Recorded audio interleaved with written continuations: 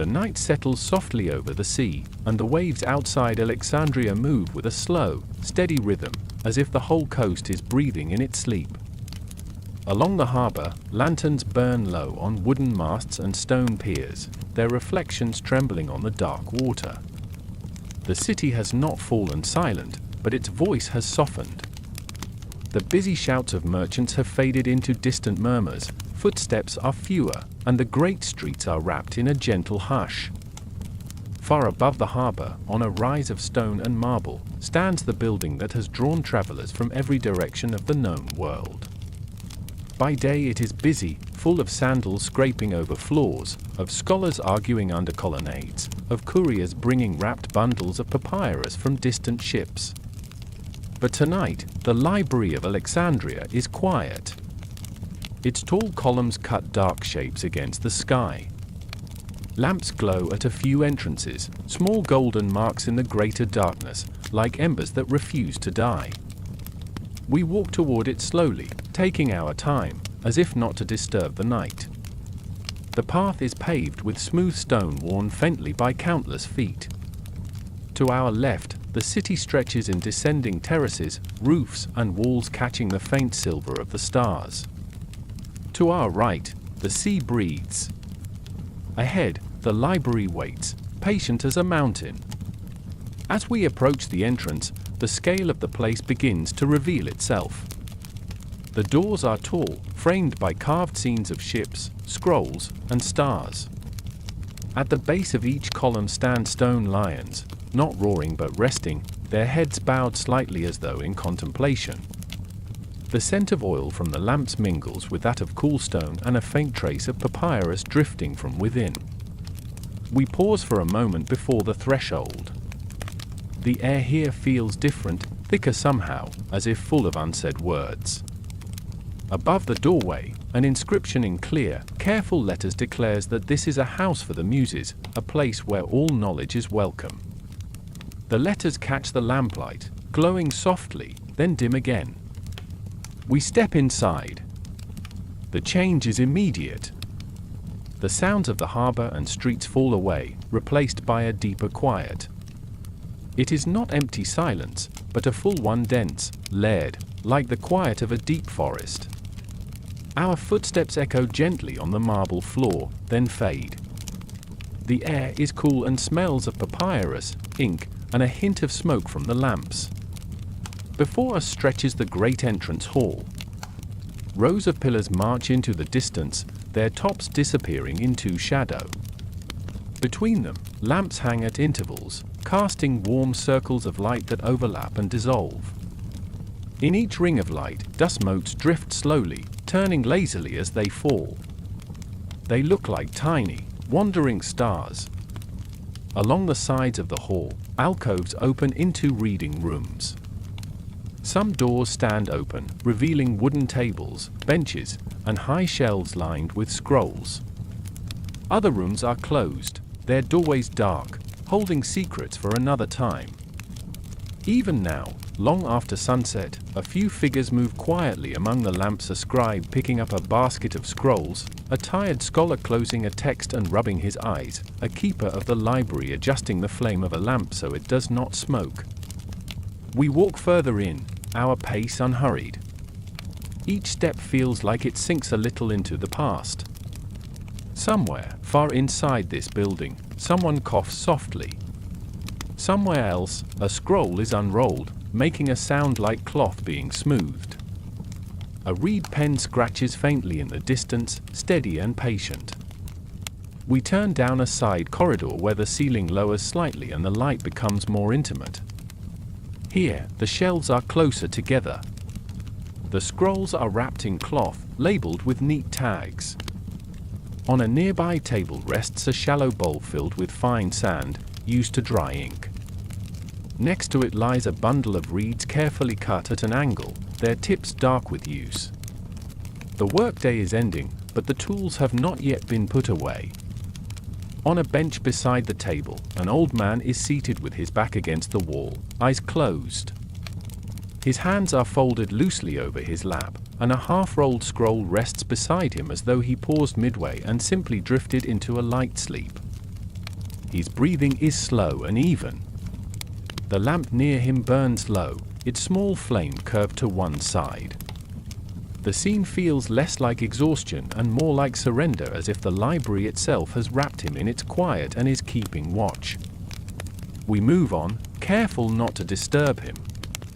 The corridor leads to a broader hall where the floor is made of colored stone laid in slow, sweeping patterned circles, waves, and lines that seem to suggest rivers and constellations. The design is subtle, not meant to impress at a glance but to reveal itself slowly to someone who walks it often. In the center of this hall stands a statue of a woman carved from pale marble. She wears a calm expression, her gaze directed slightly downward, as though listening. In one hand, she holds a scroll. At her feet lies an open chest overflowing with carved stone tablets. The sculptor has given her a stillness that feels alive, not frozen, but patient. Around the base of the statue, small offerings rest: a sprig of laurel, a tiny clay lamp, a scrap of papyrus with a line of carefully written text. They are humble gifts, left by students and scholars who passed here earlier in the day, perhaps asking quietly for clarity, memory, or inspiration before returning to their work. We sit for a moment on the low steps surrounding the statue. From here, the library reveals itself in shifting layers.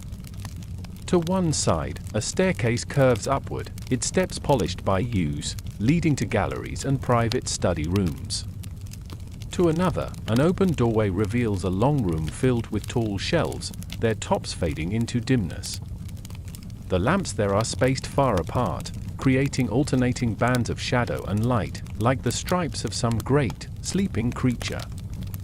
The longer we sit, the more we begin to notice the subtle rhythms of the building. A lamp guttering and then steadying again. The faint rustle of fabric as someone turns in their seat. The almost inaudible click of a wooden ladder being moved from one shelf to another. The library is not still, it simply moves slowly. After a time, we rise and follow the curve of the staircase upward. Our hand brushes the smooth stone of the rail, cool beneath our fingers. The steps are shallow and wide, inviting a measured pace. As we climb, the sounds below soften, becoming a low, comforting murmur. At the top, we emerge into a gallery that runs along the inner edge of the hall below. From here, we can look down at the statue, the patterned floor, and the distant entrance where we first stepped inside. The scale of the place feels even more immense from this height, but also more intimate, as if we are now within the library's thoughts rather than its body. The gallery itself is lined with shelves and niches. Some hold busts of philosophers and poets, their names carved in careful letters on the bases. Others hold instruments, a brass armillary sphere with its rings turned to show the paths of planets, a polished stone used for measuring angles, a wooden box of weights and measures. Between them, narrow windows open to the night, letting in slivers of cool air.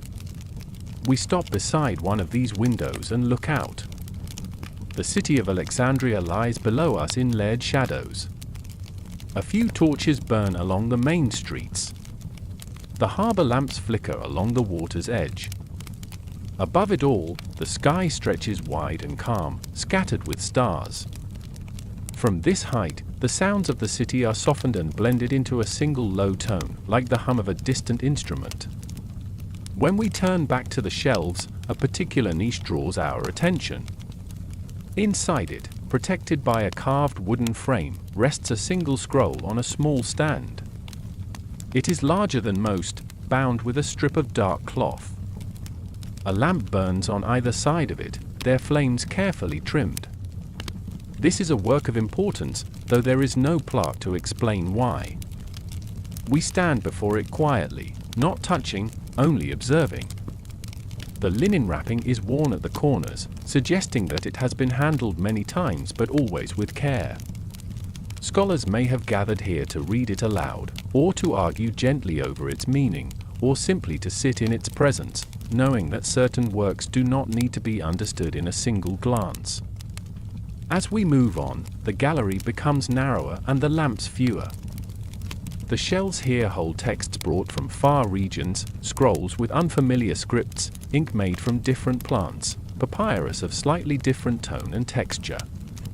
The labels are written in several languages, as if the library itself wishes to speak in many voices at once. We pause at a window cut low into the stone. Outside, a small inner courtyard lies in shadow, with only one lamp burning near a fig tree. A cat moves soundlessly along the wall, pauses, then disappears into the darkness. The branches of the fig tree stir slightly, though we cannot feel any breeze. The air up here feels thinner, but not empty. It is full of quiet attention, as if the building is listening to our footsteps, matching their rhythm with its own. We follow the gallery as it curves and eventually descends by another staircase. This one leads us into a different wing of the library, where the rooms are smaller and more secluded. These are private study chambers, set aside for scholars who need many hours alone. Many doors are closed, but a few stand open. In one, a lamp burns beside a neat stack of scrolls, each tied with a red cord. An unfinished diagram is scratched into a thin layer of wax on a writing tablet.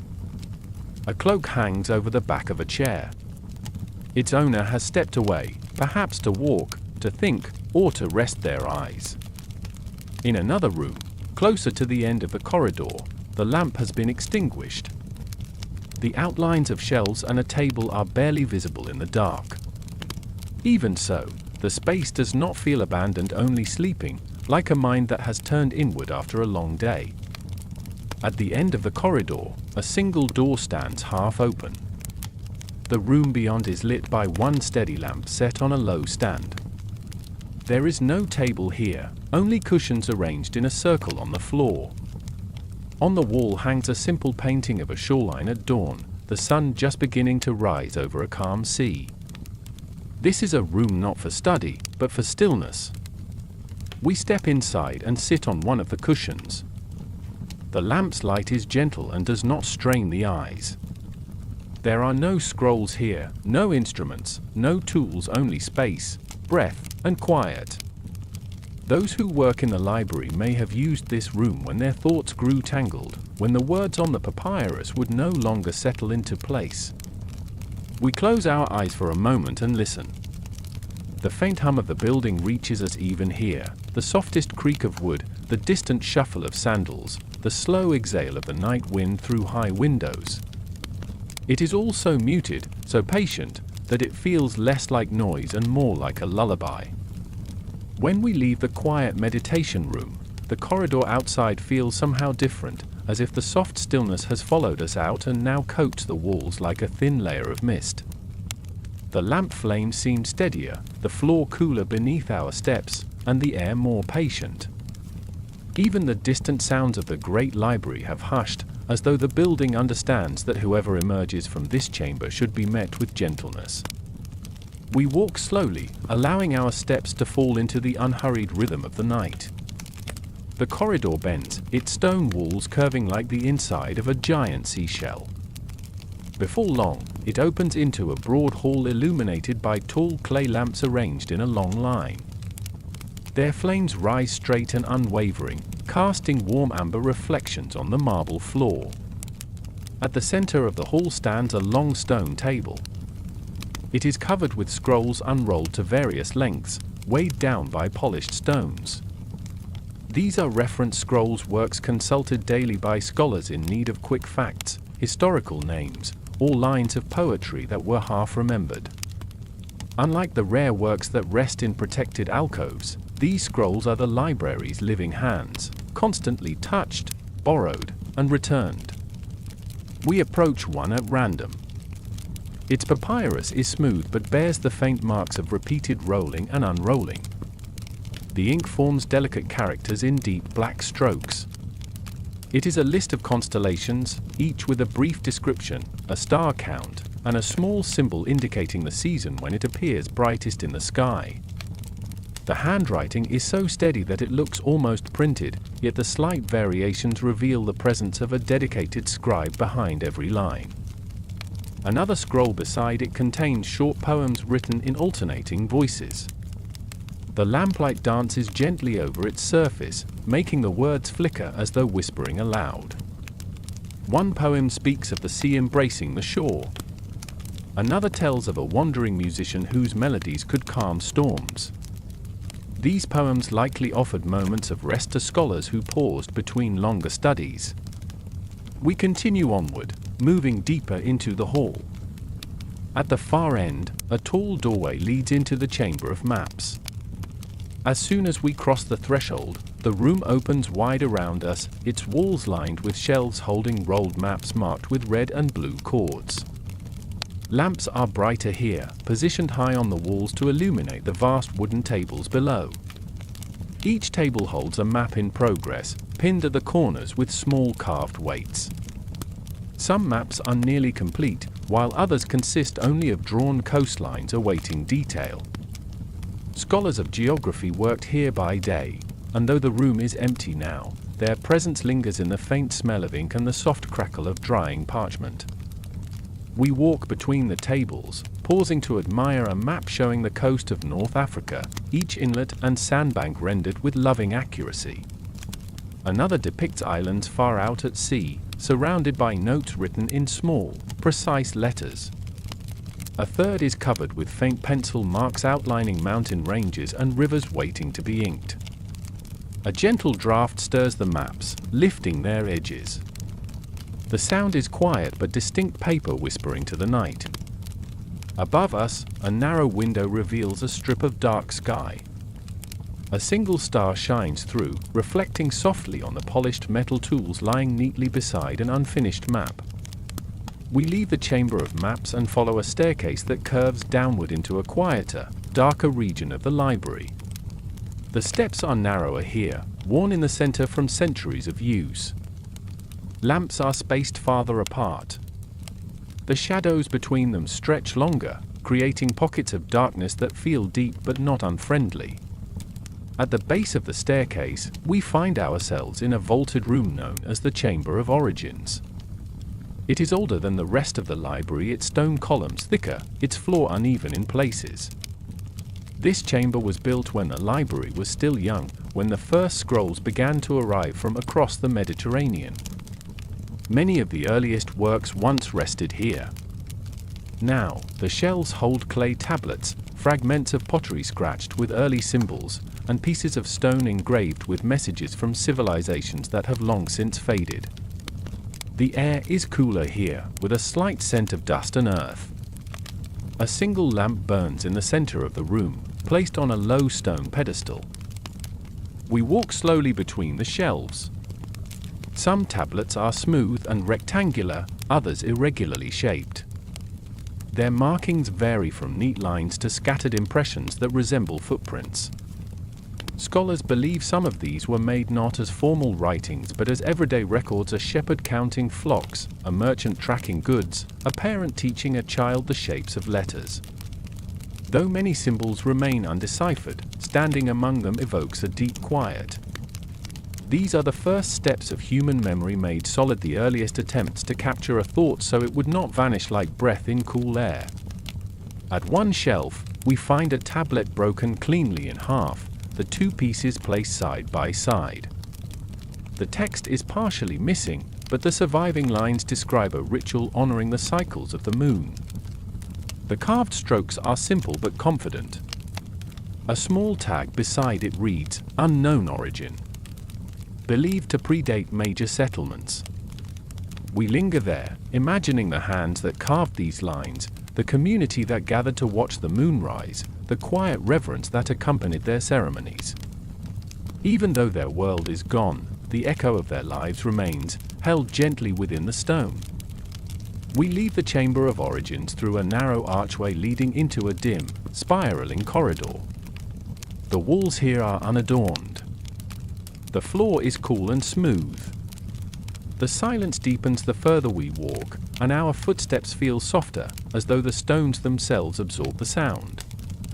After several turns, the corridor opens into a small circular room lit by a single tall lamp. This is the chamber of the whispering light, a place where scholars once practiced the art of reading aloud with perfect clarity and calm. The acoustics here are unusual. A single spoken word echoes back softly, not harshly, as though the room itself is repeating the sound in a gentler voice.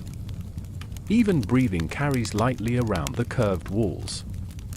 It is a peaceful, almost sacred effect, intended to train readers to speak slowly and steadily. We stand in the center of the room. When we whisper a simple greeting, the room answers with a faint echo, soft as a sigh. The light above flickers with subtle grace, turning the shadows around us into slow-moving shapes. It is easy to understand why scholars treasured this room, not for its practical value, but for its ability to calm the mind. After a while, we move on. Another passage leads us upward into a wing dedicated to natural philosophy. Here, shelves hold scrolls describing plants, minerals, and the behaviors of animals. Some scrolls are accompanied by sketches, pinned beside them delicate drawings of herbs, shells, insects, and stones. The illustrations are detailed, yet gentle, their lines drawn with patience and care. A large table stands near the center of the room. Upon it rests a collection of dried plants arranged in neat bundles. Each has a small note tied around its stem. One plant is labeled for easing breath. Another reads for cooling fevers. A third says for calming troubled sleep. Even now, their faint aromas linger in the air. We walk to the far wall where a large mural spreads across the stone. It depicts the Nile Delta in lush greens and golds. Birds fly above the reeds, fish swim beneath the painted water, and farmers tend to their fields. The mural is old but beautifully preserved. Its colors seem to glow softly in the lamplight. A bench sits beneath it. We sit there for a moment, letting the mural's quiet harmony settle into us. The painted river seems to flow slowly, its curves gentle and unhurried. The sky above it, though still, appears to shimmer faintly as though warmed by the sun. The entire scene holds a kind of peace that one rarely finds in the noise of the world. When we rise, we continue into a narrow hallway that leads to a tall wooden door reinforced with bronze bands. The door stands slightly ajar, allowing a faint golden light to spill into the hallway. Beyond it lies the Hall of Echoed Stars, one of the library's most cherished rooms.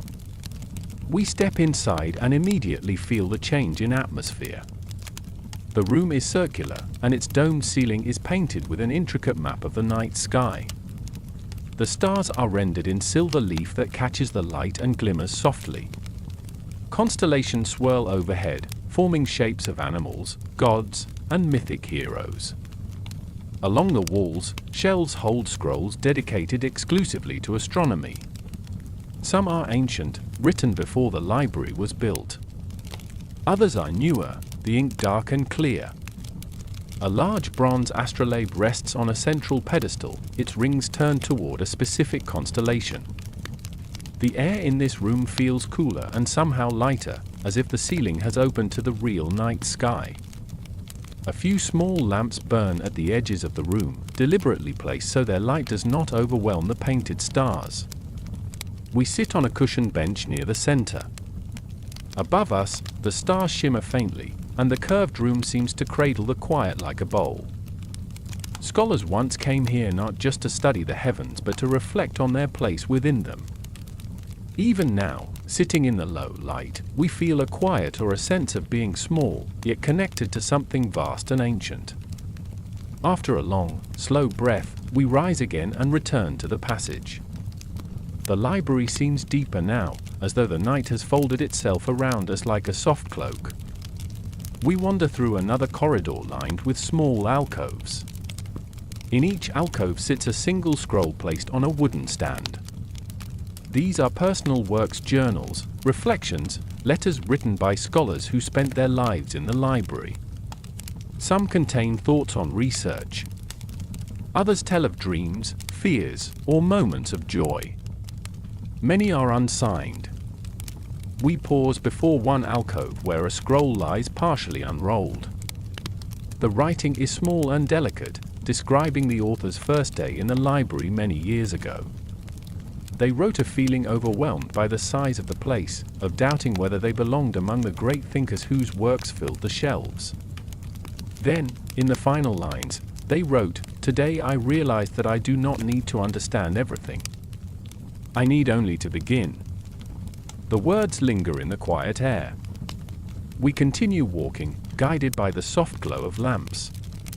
The quiet of the library deepens, becoming richer, warmer, almost like the presence of a companion walking beside us. Somewhere behind a closed door, a lamp flickers faintly.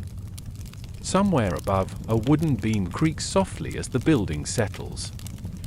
It is in these moments unremarkable, gentle, unhurried that the true soul of the library is felt. We reach a final corridor for this part of our journey, long and straight, with tall windows on one side. Through them we see the night sky over Alexandria, scattered with constellations. A faint breeze enters through a window left slightly open, carrying the smell of salt and distant jasmine. At the far end of the corridor, a single lamp burns beside a door leading to yet another wing, a place we will explore soon. But for now, the path behind us holds enough quiet wonders. We pause, breathe deeply, and let the silence settle like fine dust over our thoughts.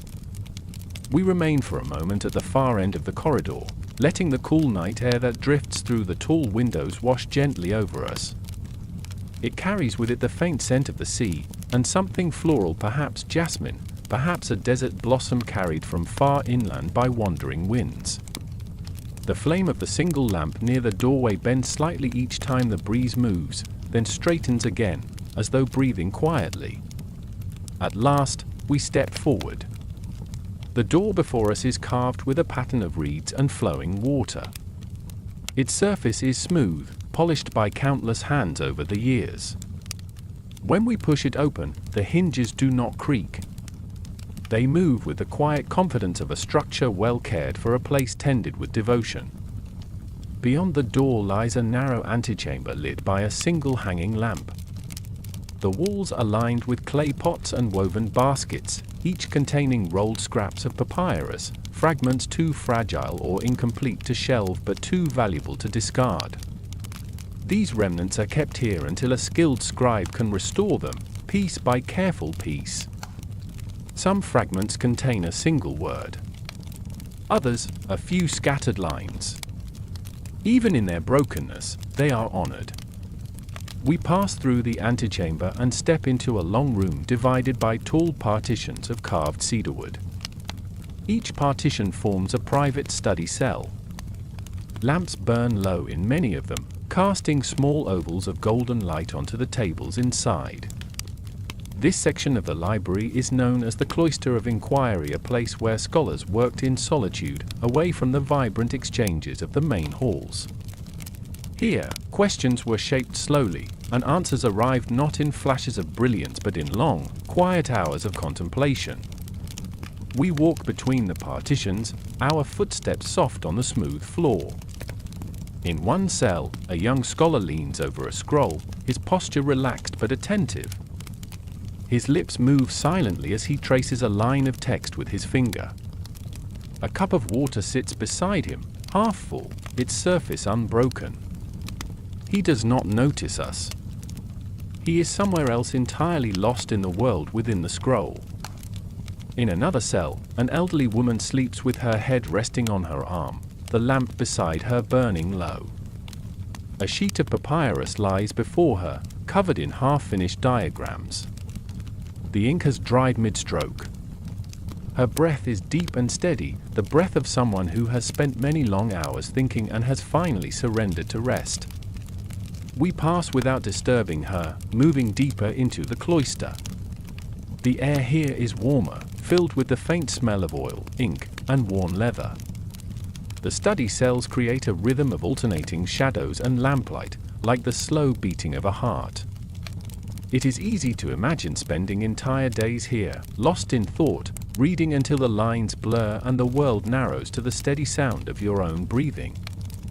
At the far end of the room, beside a tall shelf of boxed scrolls, we find a stone tablet resting on a stand.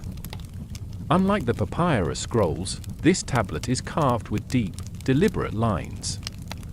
The inscription reads, "Questions guide us. Answers ground us. In both, the soul finds rest." We run our fingers lightly across the engraved letters. The stone is cool, grounding. The message lingers like a soft echo.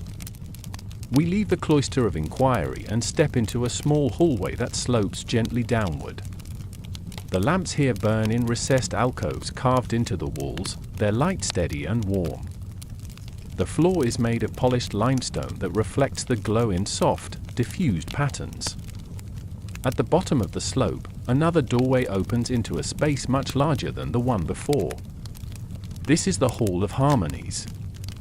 As soon as we enter, the atmosphere changes.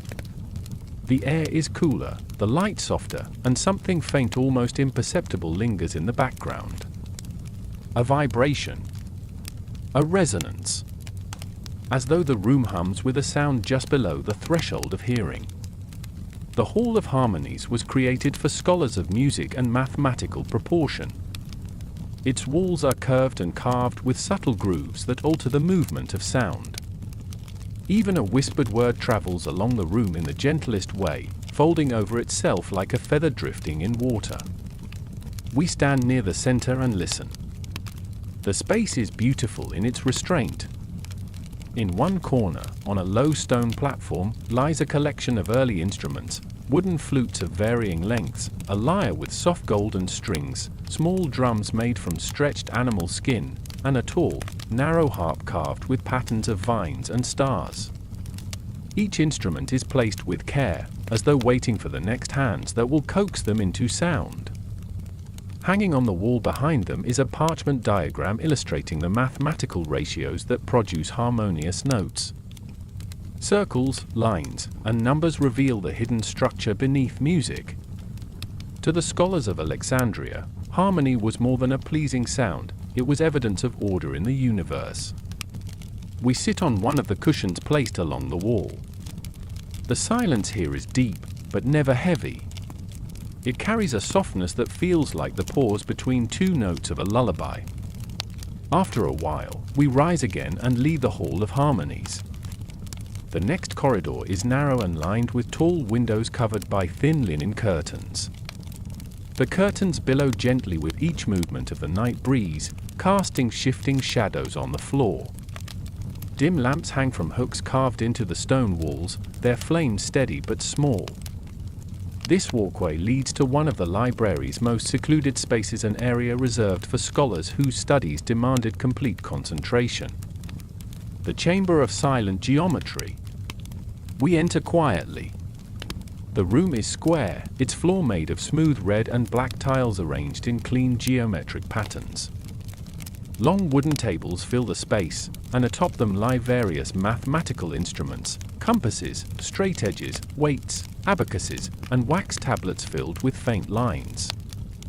On the far wall, illuminated by a single lamp, is a large diagram etched into a slab of limestone. It depicts a series of interlocking triangles, circles, and arcs. The design is precise, balanced, almost meditative. This was a place for slow, disciplined thinking, the kind that unfolds not in leaps but in steady steps. We walk between the tables, noticing the small details left behind by the scholars who worked here, a reed pen trimmed to a perfect point, a clay cup holding tiny pebbles for counting, a half-erased equation scratched into wax. One table has a scroll partially unrolled across it. The diagrams show early attempts to measure the curvature of the Earth using the length of shadows. The text beside the diagrams is written in neat, compact letters, explaining how the position of the sun changes with the seasons. Even now, the clarity of the explanation feels calming. We stand for a while in front of the limestone diagram, letting its balanced symmetry settle into us.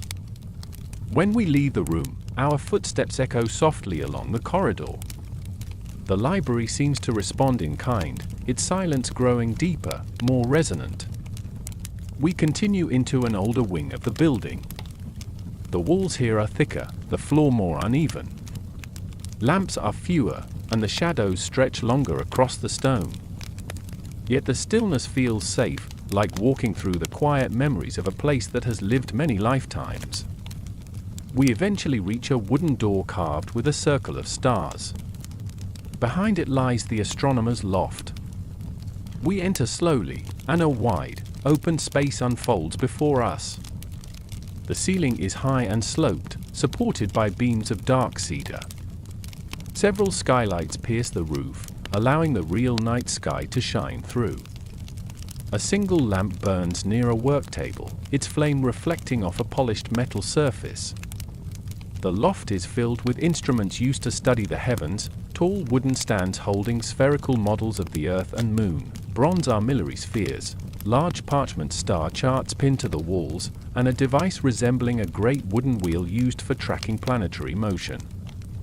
In one corner, a narrow ladder leads to an open hatch in the roof. Through it, the stars appear sharper, closer, almost touchable. We move toward a long table where a massive scroll lies unrolled.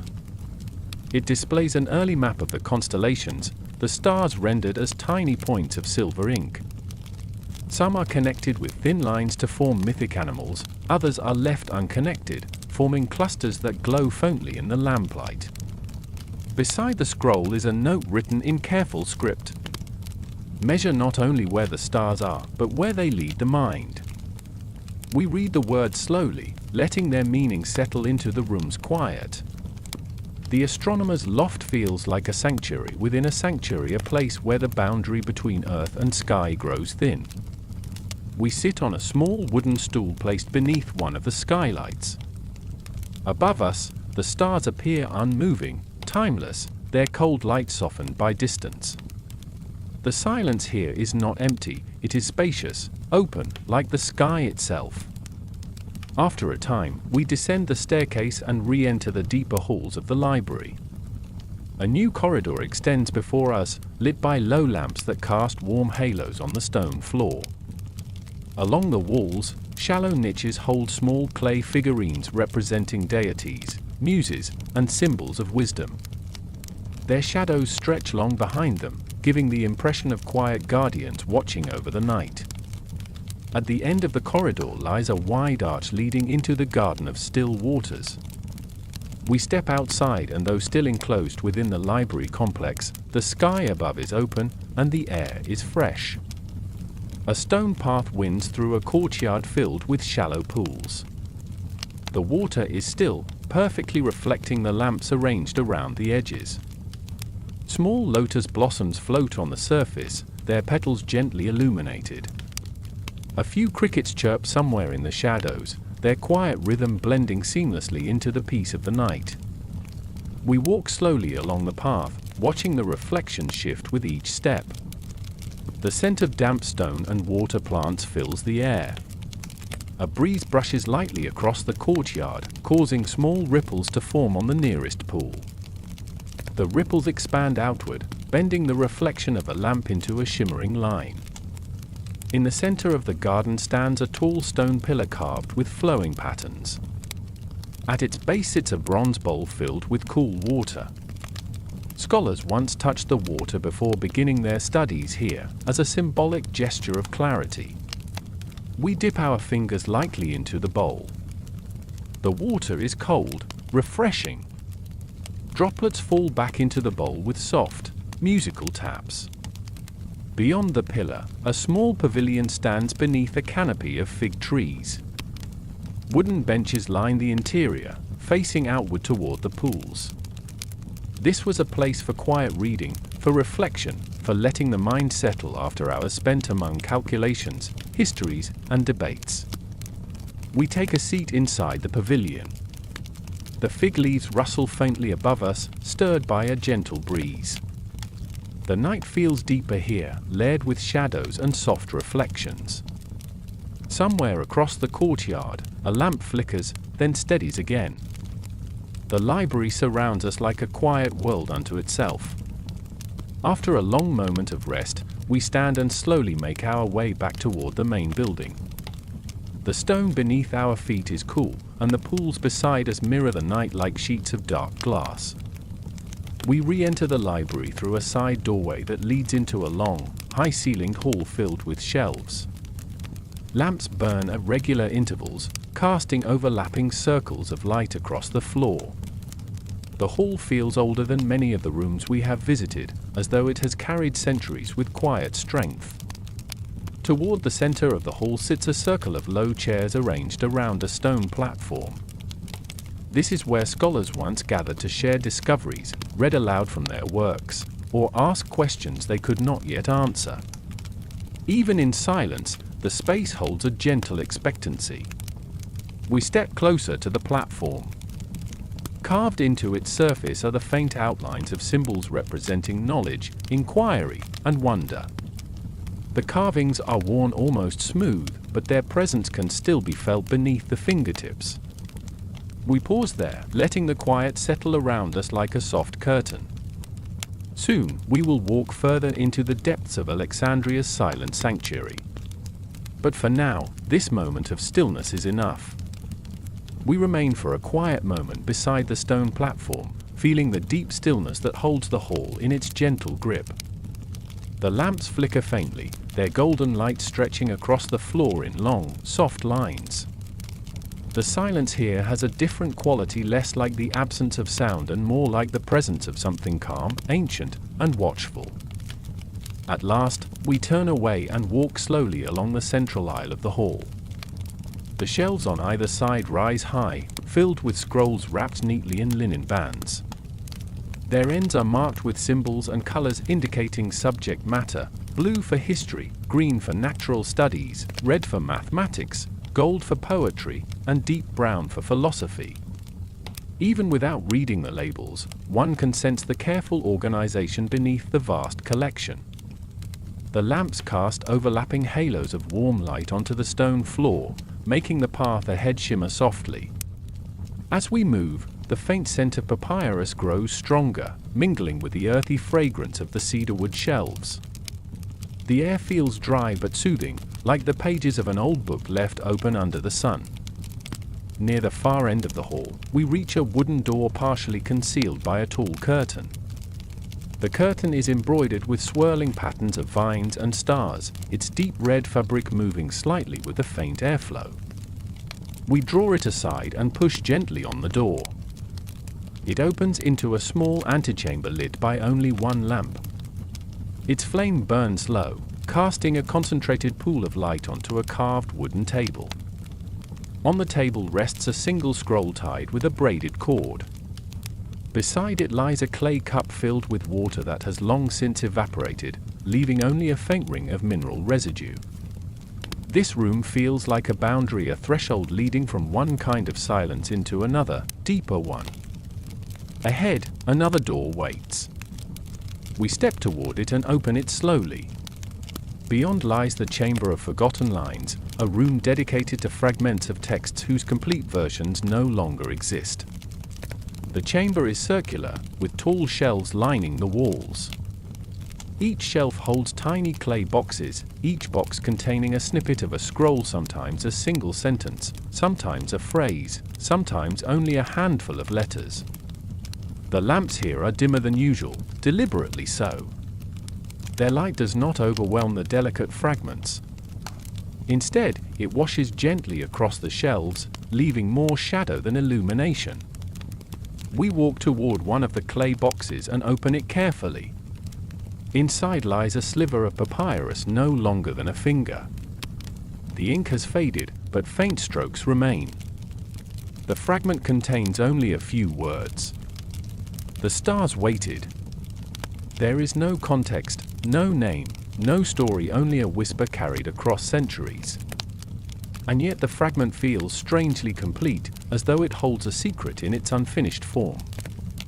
We return it to its box and move on. Another box contains a fragment of a poem. The writing is smoother, the strokes more rhythmic. It reads, "And in the quiet between breaths, the world revealed its shape. We linger on the words. The poet's voice, though nearly lost, still reaches us gently across time. Many fragments in the chamber cannot be read at all. Some have ink too faded, others are torn, others folded beyond recognition. But even these are preserved tenderly. For the scholars of Alexandria, even the faintest trace of thought deserved protection. We leave the chamber of forgotten lines and follow a narrow passageway that curves gently upward. The stone beneath our feet becomes smoother, polished by centuries of footsteps. The air warms slightly. After a few turns, we reach a wooden arch leading into a new space. This is the Hall of Ephemeral Arts. Unlike the other rooms, this hall is filled not with scrolls or texts, but with objects, small sculptures, painted tiles, delicate carvings, and clay figurines representing stories, myths, and dreams passed down through generations. These were not recorded in formal writing, they existed in the minds of storytellers and the gatherings of children, in songs sung on long journeys, in the recollections of elders beneath the shade of trees. Alexandrian scholars collected these objects believing that culture is more than what is written, it is also what is remembered through hands, shapes, and quiet ritual. We walk slowly past a row of tiny clay birds, each posed in a different gesture of flight. Their wings are etched with faint lines suggesting wind currents. These represent a tale once told to soothe frightened children, birds that could carry away worries when whispered into the dawn. Further along the shelf stands a collection of painted tiles depicting the turning of the seasons: spring rains, summer heat, autumn harvests, winter frost. Each tile is small enough to fit into one hand. The colors have faded over centuries, but their calm beauty remains. In the center of the hall rests a tall wooden sculpture of a woman holding a bowl.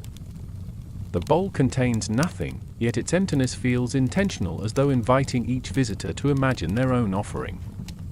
A small inscription at the base reads, "Stories carry what cannot be held." We pause there, letting the meaning settle into us. After leaving the Hall of Ephemeral Arts, we follow a short corridor into a dimmer wing of the library. Here, the lamps burn with narrower flames, producing a softer, almost drowsy light. The shadows blend smoothly into the walls. This is the Hall of Night Records. It contains texts written at night by scholars unable to sleep, their minds restless with questions, dreams, or quiet worries. These writings were never meant for public study, yet the librarians preserved them with the same care as all others. Scrolls are placed in low wooden boxes arranged along the walls. Many contain simple reflections, notes like, "I cannot sleep tonight, though my work is complete." Or, "The sound of distant waves comforts me, though I do not know why." Others are more elaborate, describing dreams in soft detail, or recounting nighttime walks through the city, observing the moonlight on rooftops, the quiet of the streets, the faint glow of lanterns left to burn until morning. We unroll one scroll and find a passage written in deliberate but hesitant handwriting. "This night feels endless. I came to the library seeking sleep, but instead found stillness. It is enough." We breathe slowly and roll the scroll closed. Deeper into the Hall of Night Records, we find a stone bench where countless scholars must have rested. The indent in the center suggests long hours of quiet, reflective sitting. The lamp beside it burns low, casting a warm halo that never quite reaches the walls. We sit for a moment. The silence here feels thick, like a blanket. Time moves differently in this space, slower, gentler, almost like a drifting dream. Eventually, we rise and continue. A narrow passage leads us to a small wooden door marked with a carved symbol of the moon. When we push it open, a wide room opens before us, illuminated by a mixture of lamplight and natural moonlight streaming through a row of high windows. This is the Chamber of Lunar Studies, devoted to writings about tides, eclipses, lunar calendars, and the effects of the moon on plants, animals, and human behavior. Long tables hold scrolls carefully arranged in trays. Some describe the phases of the moon in poetic metaphors. Others detail observations of shadows during eclipses, recorded with exact times and angles. Scholars here combine science with wonder, precision with imagination. On one table, we find a scroll that begins, "The moon guides the waters and the hearts of those who watch it." Both rise in gentle rhythm. Nearby, a diagram shows how moonlight changes the appearance of certain plants. The sketches are delicate, the notes written in the calm tone of someone deeply in tune with nature. We move to a large window at the far end of the room. Through it, the moon hangs high, nearly full. Its light paints the floor in pale silver and glimmers softly on the edges of the tables. The view is peaceful, serene, an invitation to slow thought. The chamber seems meant not just for study, but for reflection. After a moment of quiet watching, we leave the chamber of lunar studies and return to the hallway.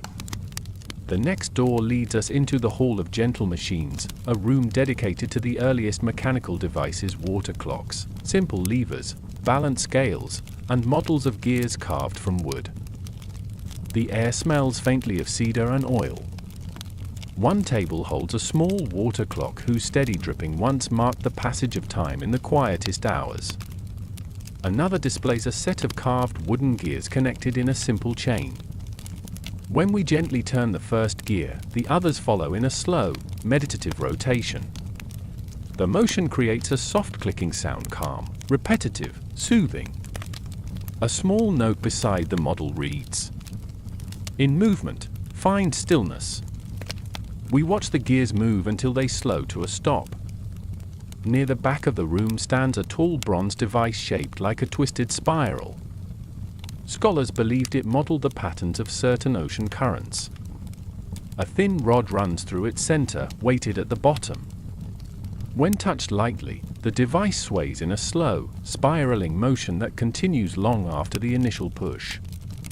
We give it the gentlest nudge. The spiral responds with a slow, graceful turn, almost hypnotic. Its shadow drifts across the wall like a drifting cloud. Eventually, we step away.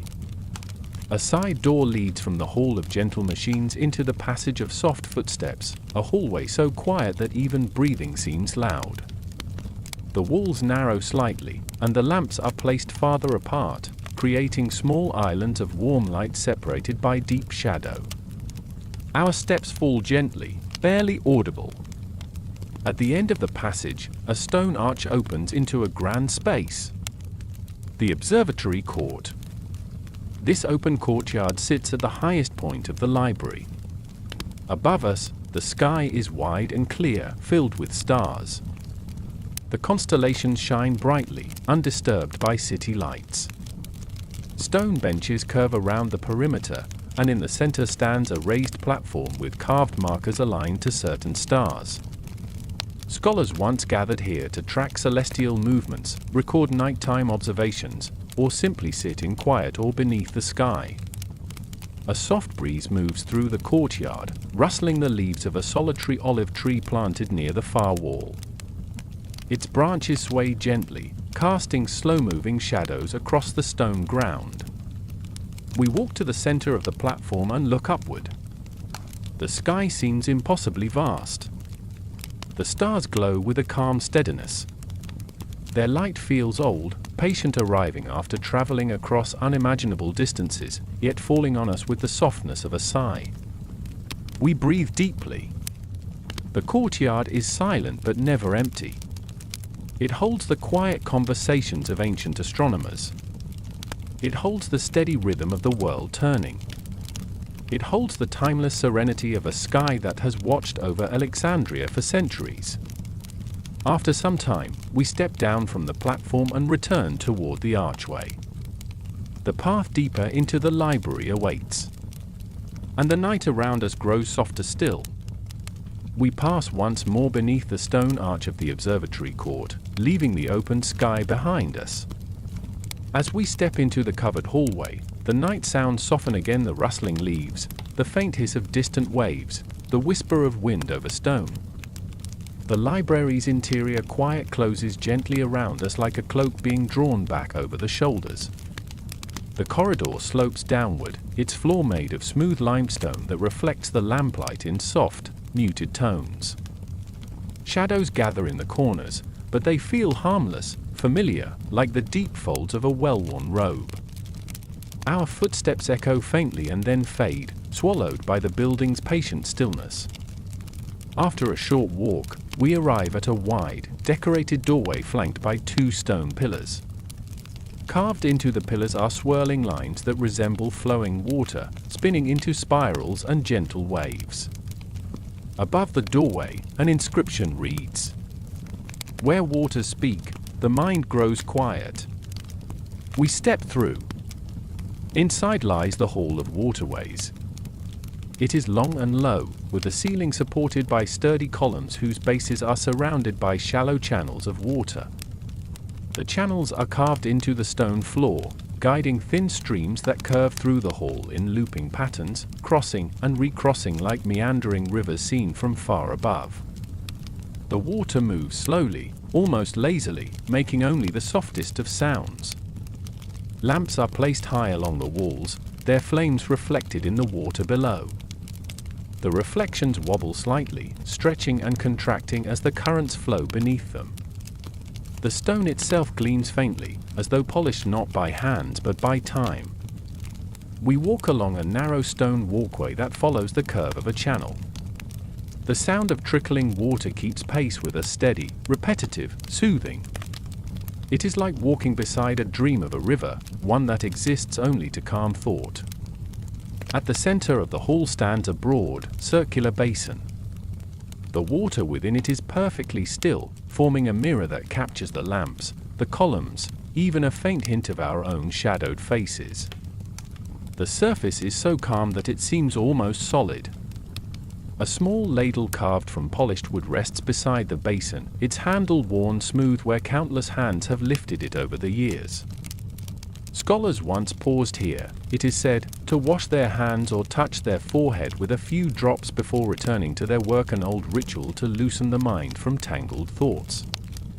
We lean over the basin and watch the reflections. For a moment, the world is inverted, the flames float beneath the water, the columns rise downward into unseen depths, and the ceiling becomes a soft blur. A tiny ripple crosses the surface, breaking the illusion into shimmering shards that slowly reunite. We move on. Further down the hall, the channels widen into a set of small, connected pools. Each one is surrounded by a low stone lip where a person might sit. The pools differ slightly, one is shallow, another deeper, one lined with smooth pebbles, another with flat tiles marked by faint geometric patterns. Lamps placed above each pool cast shifting designs on the water, turning their surfaces into living mosaics of light and shadow. We sit at the edge of one of these pools. The water here is just deep enough to catch the full glow of a nearby lamp. The reflections quiver gently, never in a hurry, never completely still. The sound of water slipping from one pool to another in quiet cascades creates a rhythm that might lull a restless mind into repose. Somewhere behind us, a drop falls from a channel into the pool with a delicate, bell-like plink. We remain for a while, listening. Eventually, we rise and follow the path as it curves toward another doorway. Above this one, the carvings shift from flowing lines into branching forms resembling vines and roots. The inscription here reads, "Where tongues divide, meaning returns to one." We pass beneath it. We enter the Hall of Languages. Immediately, the character of the silence changes. Here, it feels more alert, like a room holding its breath as words pass by. The space is large but tightly organized, with shelves that rise from floor to ceiling and narrow tables placed between them. Each section contains scrolls written in a particular script, lines of symbols that vary in shape, slope, and rhythm. Along the upper walls, carved panels display stylized alphabets, angular letters, flowing characters like curls of smoke, symbols that resemble small pictures of mountains, birds, rivers, and eyes. Gold paint traces the main strokes, catching the light whenever a flame flickers. We walk slowly between the shelves. On one side, we pass a collection of scrolls written in a script of tall, formal letters, each character like a carefully balanced pillar. On another, we see rounded characters grouped in tight clusters, almost like beads strung on invisible threads. Some scrolls have small translation notes tucked beside them, written in Alexandrian Greek. Others are labeled only with place names or the name of the traveler who brought them. At one table, several alphabets are laid out side by side on flat tablets, each line representing a different tongue. A note written at the top in neat letters says, "Many voices, one desire, to remember." The thought sits gently over everything in the room. We approach a shelf where the scrolls are bound with thin strips of blue cloth. A tag on the shelf reads, "Songs from Distant Coasts." When we unroll one scroll just a little, we see lines shaped with a rhythmic quality, as if the letters themselves sway like waves. A short phrase near the beginning has been underlined. The sea speaks many languages, but the waves always rhyme. We roll it closed with care. Farther along the hall, a set of low tables holds wax tablets bearing unfamiliar characters written by students learning foreign scripts. Some lines are confident, others waver. Mistakes have been scratched out and rewritten. The effort is visible. The lamp above these tablets burns lower than the others, as if respecting the fragile courage of beginnings.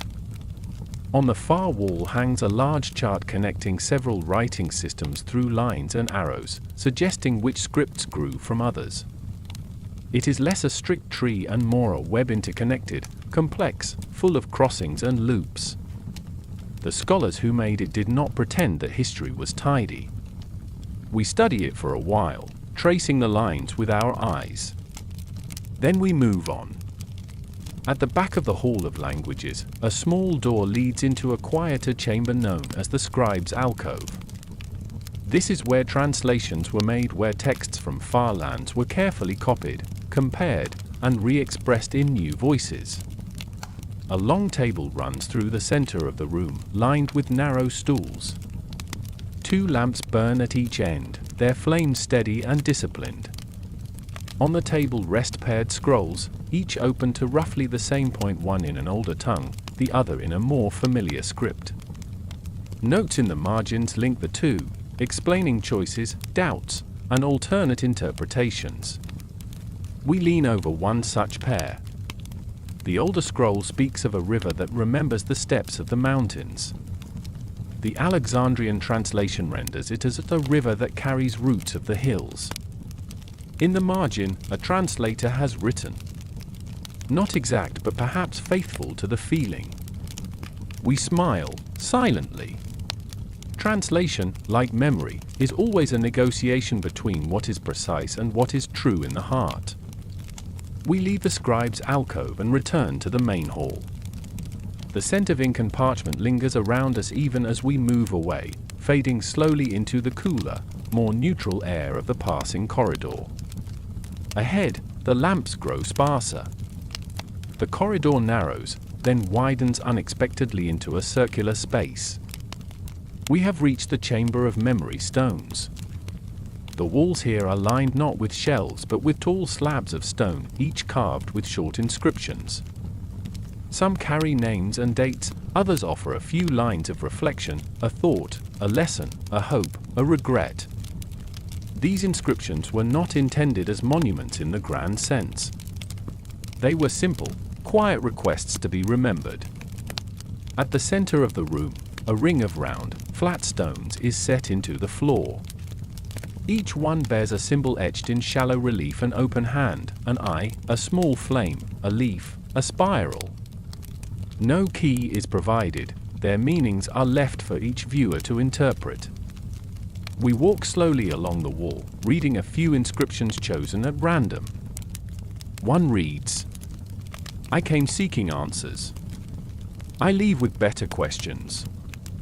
Another? To the friends I never met, whose words guided me in solitude. And another? I wrote so my child might one day understand who I tried to be. There is a softness to these lines, a private honesty rarely found in formal texts.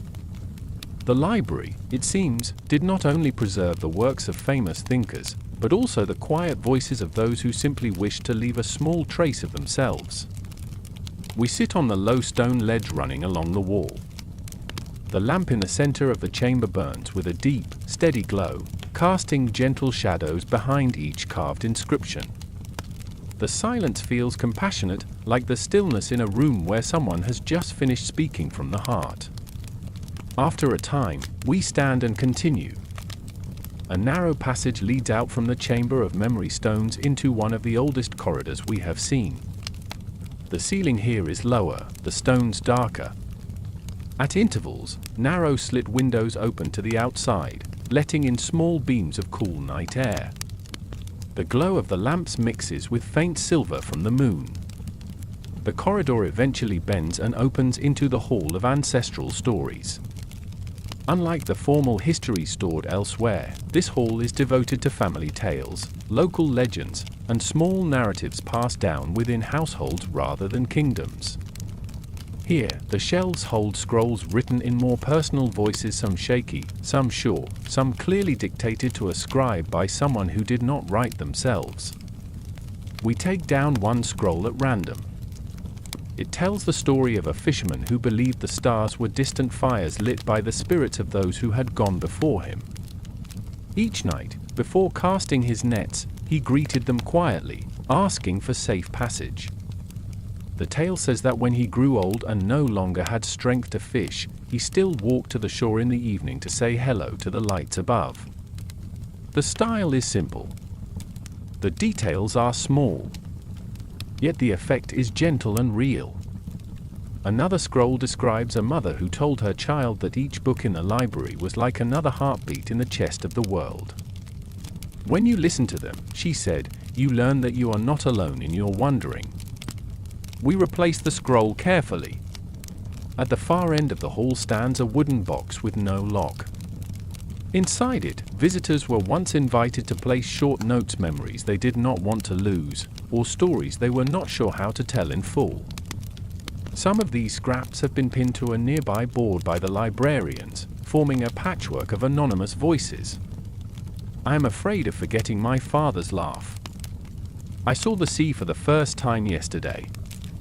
It made me feel small and safe at the same time. I do not know if my work matters, but writing it down helps me breathe. We read them slowly, then step back. The hall feels unusually alive, not because of sound, but because of the weight of so many small, sincere experiences gathered in one place. We leave the hall of ancestral stories by a side door that leads into a dim passageway. The lamps here burn lower, their light soft and amber. It feels like the hours just before dawn, even though the true time outside is unknown. Our steps grow naturally slower, as if the building itself is inviting us to share its drowsiness. At the end of the passage, a final door waits, modest, unadorned, made of dark wood. A small symbol has been carved into its center, a simple circle, unbroken. We rest our hand on the door. Whatever lies beyond it will carry the quiet further, deeper, into yet more subtle shades of stillness. But that part of the journey belongs to another stretch of the night. For now, we stand in the gentle half-glow of the corridor, breathing, listening, letting the silence of Alexandria wrap softly around us, like pages closing for a little while before the next chapter begins. For a long moment, we remain before the unadorned wooden door with the simple circle carved at its center. There is something calming about its plainness, no symbols, no inscriptions, no elaborate patterns. Just a quiet, unbroken shape, as if inviting us to breathe, to settle, to let go of the noise of thought. When we finally push the door open, it glides inward with a soft, steady sound. Beyond it lies a narrow hallway illuminated by small oil lamps set into alcoves along the wall. Their flames are low and even, casting a warm amber glow that pools gently on the floor. The air is slightly cooler here, with the faint scent of stone that has rested undisturbed for centuries. We step inside. The hallway is silent except for the faint hum of distant water, so faint that it might be imagined, or perhaps it is the echo of the canal systems outside the library walls. The floor slopes downward, subtly guiding us deeper. As we walk, the sounds of the library we have already passed, whispering water, rustling scrolls, soft echoes of distant rooms fade slowly, until all that remains is the steady rhythm of our breath. After several quiet steps, the hallway widens into a circular chamber. This is the chamber of unfinished ideas. Immediately, we sense the difference in atmosphere. It is not heavy, not restless, simply contemplative. Around the chamber, stone shelves hold scrolls and wax tablets containing abandoned thoughts, calculations left incomplete, observations paused but never resumed. Not because the scholars lack the ability, but because sometimes the world shifts, leading minds in new directions. The librarians kept these works not out of obligation, but out of respect. Even unformed ideas have their place here. We walk toward a low shelf and examine a scroll that is only half filled. The writing begins with detailed observations of bird migrations, tracking the patterns of certain flocks over several seasons. But the final sentence ends abruptly. And on the third morning, the sky held a silence I cannot yet understand. The pen stroke trails off, as though the writer lifted the reed mid-thought and never returned. The silence described in the line seems to seep into the room, adding its own layer of quiet. We place the scroll back and move to a wax tablet filled with geometric figures. Triangles, circles, and lines form a pattern that looks almost complete except for a single missing connection near the edge. A note beneath it reads simply, "I will return when I can see the missing piece." We smile softly at the thought. So many minds, across so many lifetimes, reaching for answers with patience. In the center of the chamber stands a circular stone table. Its surface is bare except for a single clay bowl filled with smooth pebbles. Scholars once placed pebbles here to mark where they left off in their work, tiny reminders not to lose the thread of a thought. Some pebbles are arranged in loose spirals. Others cluster near the edges. The patterns feel like quiet footprints. We rest our fingertips lightly on the cool stone of the table. The silence here is tender, without expectation. After a few deep breaths, we continue. A second doorway leads out of the chamber into a long corridor lined with tall stone columns. The columns are carved in simple vertical lines that catch the lamplight in soft rhythms, creating alternating bands of light and shadow that gently pulse as we walk. The corridor opens into the Hall of Echoed Light, a space known for the way its architecture magnifies even the smallest flicker of flame. Here, dozens of small lamps are placed along the floor, each one protected by a thin, translucent shell made of polished alabaster. The light inside each lamp glows softly through the stone, turning the hall into a path of warm, glowing orbs. The ceiling above is covered in tiny reflective tiles that scatter the light in faint patterns, like distant stars shimmering through mist. As we walk, our shadows overlap and then separate again, moving across the marble floor with slow, graceful motions. The effect is hypnotic, light and shadow weaving calmly around us, merging and drifting apart like two currents in a quiet sea. In the center of the hall stands a sculpture carved from a single block of marble, a tall, slender pillar wrapped in the swirling shapes of light rays. It glows gently as the lamps illuminate it from below, creating the illusion that the sculpture is generating its own soft radiance. A plaque at its base reads, "Light teaches us how to walk through the world." The sentiment settles warmly into the hall's stillness. We linger, watching the shifting reflections above us. After a time, we move onward. A passage to the left leads into a narrow staircase that spirals downward into the deeper parts of the library. The steps are smooth, curved by generations of careful use. The stone railing is cool beneath our hand. Lamps are placed every 10 steps, casting the staircase in a slow, descending rhythm of light. At the bottom, a wooden door opens into a broad chamber known as the repository of weathered pages. This room stores scrolls that have suffered the passage of time-faded ink, cracked surfaces, edges worn thin. The librarians placed them here so that restorers could examine them with patience, deciding which could be saved, which could be preserved in fragments, and which should be gently allowed to remain as they were, protected but untouched. The air here smells faintly of old papyrus and herbal oil. Lamps burn with softer flames, the light intentionally drawn back so as not to harm the fragile materials. We walk among the shelves. Some scrolls have been placed inside protective clay cylinders. Others lie open on wide tables covered with soft cloth. A few scrolls are held down by smooth stones, their curled ends too stiff to be fully flattened. The marks on them are faint shadows of words once bright. At one table, we find a scroll divided into 3 sections. The first section contains a poem, still legible, about the way wind moves across fields. The second contains faint shapes of letters, nearly invisible. The third is blank except for a few smudges of ink. A small note beside it reads, "Even absence is part of the story." We run a finger lightly above the papyrus, not touching, just feeling the space above it, imagining the hands that once wrote there. In one corner of the room sits a small basin filled with water infused with herbs. Restorers used to gently brush the edges of scrolls with it to soften brittle fibers. The water gives off a faint aroma of mint and something earthy. The scent is soothing, like a memory of distant gardens. We continue. A second door in the repository leads into the chamber of gentle instruments, a workshop for restoring texts. Smooth brushes of various sizes hang along the walls. Bowls of powder used to strengthen ink rest on a long table. Soft cloths, some new, others worn thin, lie folded beside delicate metal tools designed to lift small fragments without tearing them. The tools do not shine brightly, they are dulled from use, their surfaces scratched by time.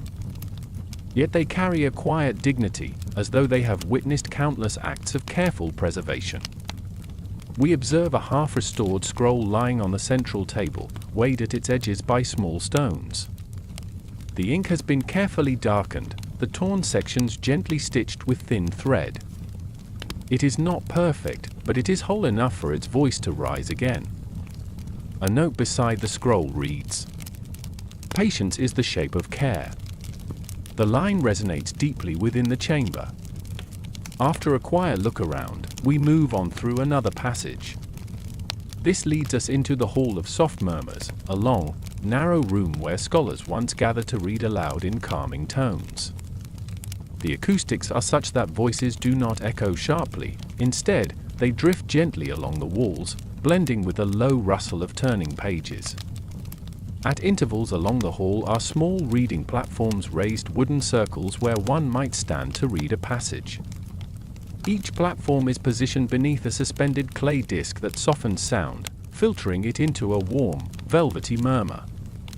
We step onto one platform and remain silent. Even our breathing seems to adopt the hall's tranquil cadence. A closed scroll lies on a nearby bench. We unroll it slowly. The writing inside is simple and steady. It contains a series of reflections written by an unknown scholar over several years, each entry separated by a short line. One entry reads, "Today I learned nothing new, yet something inside me grew quiet." Another, written perhaps months later, "I walked beside the canal this morning. The water did not hurry, so neither did I." We close the scroll gently. Further down the hall, a wide window opens onto a small courtyard where a single olive tree stands in the center. Moonlight filters through its branches, scattering pale flecks of silver across the stone. The tree's leaves move in slow, rhythmic motions, like someone breathing deeply in their sleep. We remain at the window for some time, watching the patterns of moonlight move across the courtyard floor. The branches sway. The shadow shifts. The library breathes. Eventually, we continue along the hall until we reach a carved archway leading into the chamber of worn footsteps. The floor here is markedly different from the rest of the library. Instead of smooth stone or marble, the ground is covered in large, flat slabs of sandstone worn down by centuries of walking. Paths curve through the chamber in faint grooves, the footprints of countless scholars whose nightly wanderings led them here. This room was not used for reading or writing but simply for moving, for letting thoughts unfurl through gentle walking. The librarians understood that thinking sometimes required motion, that stillness, too, as its shifting forms. We walk slowly along one of the worn paths. Our steps align with countless steps before us, creating a sense of continuity, as though minds across centuries are connected by this simple act of pacing in the quiet. At the far end of the room sits a bench carved from a single piece of stone. Its surface is smooth, rounded by use. We sit there and place both feet on the warm sandstone floor. The silence deepens, but it is never empty. It is full of soft impressions, 1,000 unspoken questions, countless small insights, all woven into the stone. A plaque on the wall reads, "In walking, thoughts loosen. In stillness, they settle." We rest there for a while, letting the weight of the night lift slightly from the mind. When we finally rise, we follow a narrow passage into yet another chamber. The library seems endless, a labyrinth designed not to confuse but to slow, to soften, to guide thought gently inward. Ahead, a dim warm glow spills from a doorway. We step through it. Inside lies the Sanctuary of Lanterns, a room where scholars once gathered before dawn to quietly greet the coming day. Lanterns of different shapes and sizes are arranged on the floor, some round, some crescent-shaped, some carved with tiny windows that cast patterned light. Most lanterns are unlit, but a few glow softly, filling the chamber with a warm, shimmering light. The shadows they cast drift slowly across the walls. A tall lantern in the center burns steady and bright. A note beside it reads, "For whoever needs a little more light." We sit beside it, feeling the calm radiance soak through us. The journey through Alexandria's silent halls continues, but for this moment, in the soft glow of the lanterns, time itself seems to rest. We sit in the Sanctuary of Lanterns until the mind feels as though it has been wrapped in warm light. The soft glow from the central lantern steadies our breathing, and the quieter lamps around the room sprinkle faint patterns across the walls like drifting petals of brightness. Nothing urgent exists here. The world beyond these walls continues, but its pace no longer presses on us. When we finally rise, it is with the same care one uses when closing a beloved book. We leave the tall lantern gently burning for the next wanderer of the night and make our way back toward the doorway. As we step out into the corridor, the light from the sanctuary narrows behind us, becoming a soft golden rectangle on the stone floor before fading as the door eases shut. The hallway ahead slopes slightly downward and then bends to the right. Lamps sit in small recesses along the wall, their flames steady and low. This portion of the library feels especially older even than some of the wings we have already seen. The walls bear faint discolorations where tapestries once hung. The floor stones are uneven, smoothed by countless feet but never fully tamed. After a short walk, we arrive at an archway carved with a single figure, a person seated with their knees drawn up, head resting on folded arms. The figure is neither clearly male nor female, neither young nor old. It is simply human, curled into quiet. Below it, an inscription says, "Here rests the weight that cannot be written." We pass beneath and enter the chamber of quiet sorrows. The room is spacious but dim, lit only by a ring of small lamps set at floor level.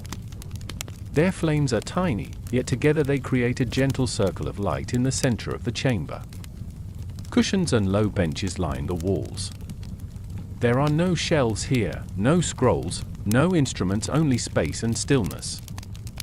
This was the place where scholars came when their grief grew too heavy to carry alone. Not to speak at length or seek counsel, but simply to sit in silence among others who also carried hurts they could not easily name.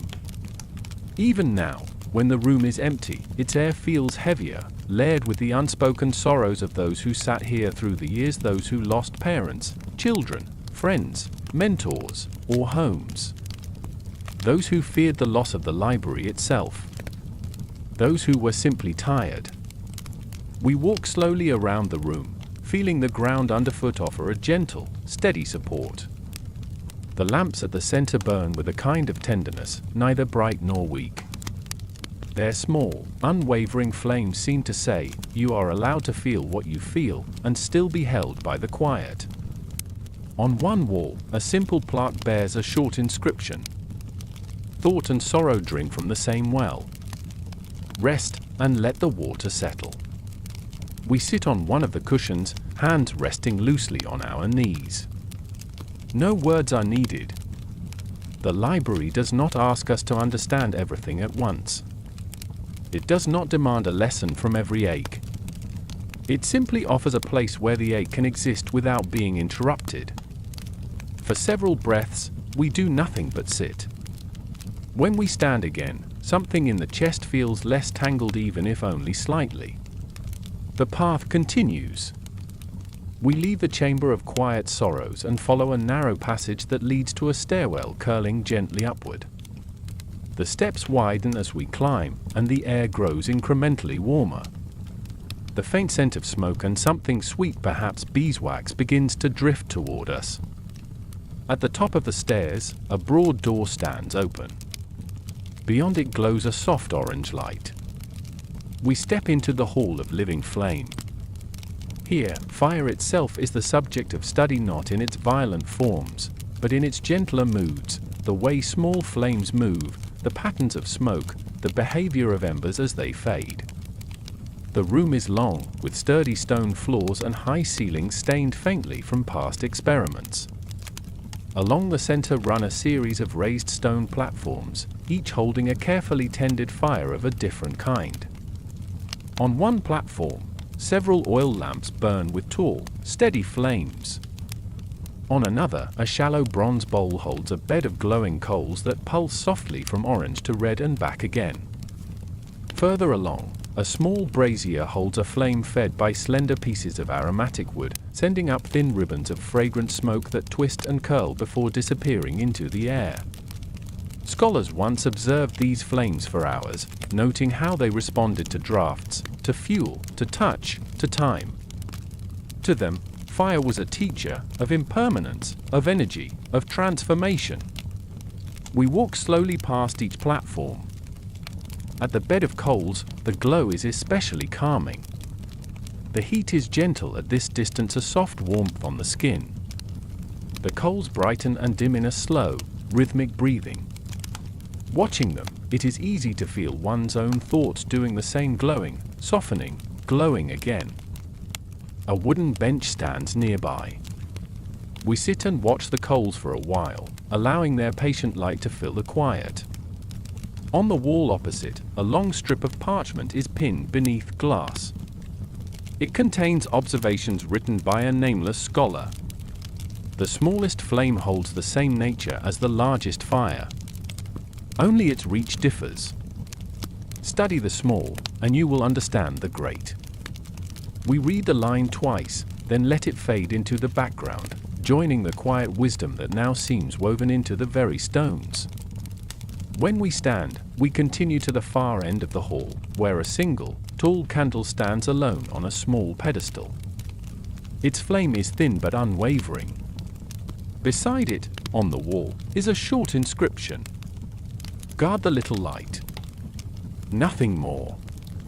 We leave the hall of living flame through a side doorway that opens into a narrow, cool corridor. The smell of smoke is quickly replaced by the faint aroma of stone and dust.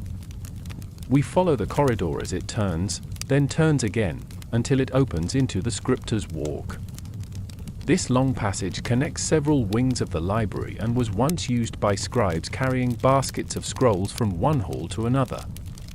The floor here is made of long, pale tiles, many of them bearing faint scuffs and spots of old ink. The walls are mostly bare, but at intervals, small niches hold tiny statues of seated figures with scrolls in their laps. The lamps along the scriptor's walk are spaced farther apart than in most corridors, creating alternating stretches of light and shadow. Our footsteps fall into the rhythm of this pattern: light, shadow, like the turning of pages. Along one side, near the middle of the passage, a long wooden bench is built into the wall. Its surface is worn smooth, faintly shiny in places where many tired scribes must have rested with baskets at their feet. Some of them may have sat here in the early hours, waiting for dawn, listening to the faint quiet of the sleeping city beyond the stone. We sit briefly, imagining the soft rustle of papyrus as texts were carried past, the low murmur of scribes exchanging a few quiet words before returning to their tasks. The scriptor's walk feels like a vein in the body of the library, carrying knowledge gently from one heart to another. When we rise, we follow the passage until it ends at a modest doorway that opens onto a small balcony. We step outside. The balcony overlooks one of the inner courtyards, where a rectangular pool reflects the night sky. A few lamps stand at the pool's edges, their light trembling softly on the surface of the water. The air is cool and still, with only the faintest hint of sea breeze. From this vantage, the library's upper colonnades are visible. Their columns lift into the night like quiet guardians. Between them, the darkness looks soft rather than empty, filled with the barely audible breath of sleeping rooms. We rest our hands on the stone railing and look out over the courtyard. A lone leaf drifts down from an unseen tree, landing silently in the pool. The ripples it creates spread outward in perfect circles, disturbing the reflections of the lamps and columns for a moment before the surface grows smooth again. It is a small moment. It feels enormous. After some time, we step back inside. The doorway from the balcony leads us into the Hall of Gentle Voices, a wide, low-ceilinged room used for small gatherings, tiny lectures, intimate readings, or quiet conversations among a few close colleagues. Unlike the larger lecture halls with their grand acoustics, this space softens sound, pulling it close, making every word feel personal. Low couches and cushions are arranged in loose circles. A few small tables hold empty cups, suggesting that in earlier hours, warm drinks were shared here. Lamps hang from short chains, glowing like mellow suns just above eye level. Their light seems to encourage softer speech, slower thought. We walk between the circles of seating. On one wall, a long strip of papyrus has been attached like a banner. It contains a single passage, copied in a clear hand. Speak as though the heart listening across from you is tired. Let your words be soft, so they do not break what is already fragile. We read it in silence. This room, more than many others, radiates a sense of kindness. Whatever disagreements may have occurred here, they were likely tempered by the shape of the space itself, which draws people closer and lowers their voices. We sit for a moment on one of the cushions. The fabric is worn but clean. The quiet hum of the building settles around us like a comforting shawl. When we rise again, we leave the Hall of Gentle Voices by a side door that opens into a narrower corridor lit by just a few lamps. The path curves slightly, and the air grows cooler once more. Soon we arrive at a set of stairs leading down into the Chamber of Distant Winds. This low, wide room has narrow, high windows cut into the upper walls, angled in such a way that winds from different directions can find their way in. Even on still nights, subtle currents of air slip through, carrying the faintest hint of the outside world, sea salt, distant smoke, flowering plants, or dry desert dust. Tonight, the air that enters is cool and clean, tinged with salt. Long, light curtains hang from the windows, rising and falling gently with each passing current. The lamps here are shielded by glass to protect their flames, and the light they cast is soft and diffused, broken by the movements of the curtains. We stand beneath one of the windows and close our eyes. The breeze touches our face, our hands, our hair. It is not strong, but it is persistent. It moves around us like a hand smoothing creases from cloth. On the walls, small notes and fragments are pinned, observations written by scholars who sought to understand the winds, not through measurements alone, but through the way they felt. This wind carries the smell of rain from far away. This one brings a quiet unlike any I have heard before. Tonight the city air is cooler, and for no reason I can explain, I feel less alone. We open our eyes and read a few more lines, then let them dissolve into the soft sounds of the curtains lifting and falling. The chamber of distant winds is not a place of answers. It is a place of sensations, of subtle shifts, of learning to notice what often passes without attention. We take a slow breath in, then out. Somewhere deeper in the library, a lamp is being extinguished. Somewhere else, one is being lit. The great building adjusts itself to the changing hours, not in haste, but in an unbroken, ancient rhythm.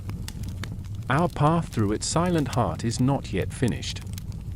But already, its calm has woven itself through our thoughts, tying them gently, one to another, into a long, slow thread of peace. The chamber of distant winds lingers in our mind even after we leave it, the gentle curtains rising and falling, the quiet notes pinned to the walls, the subtle breath of night air.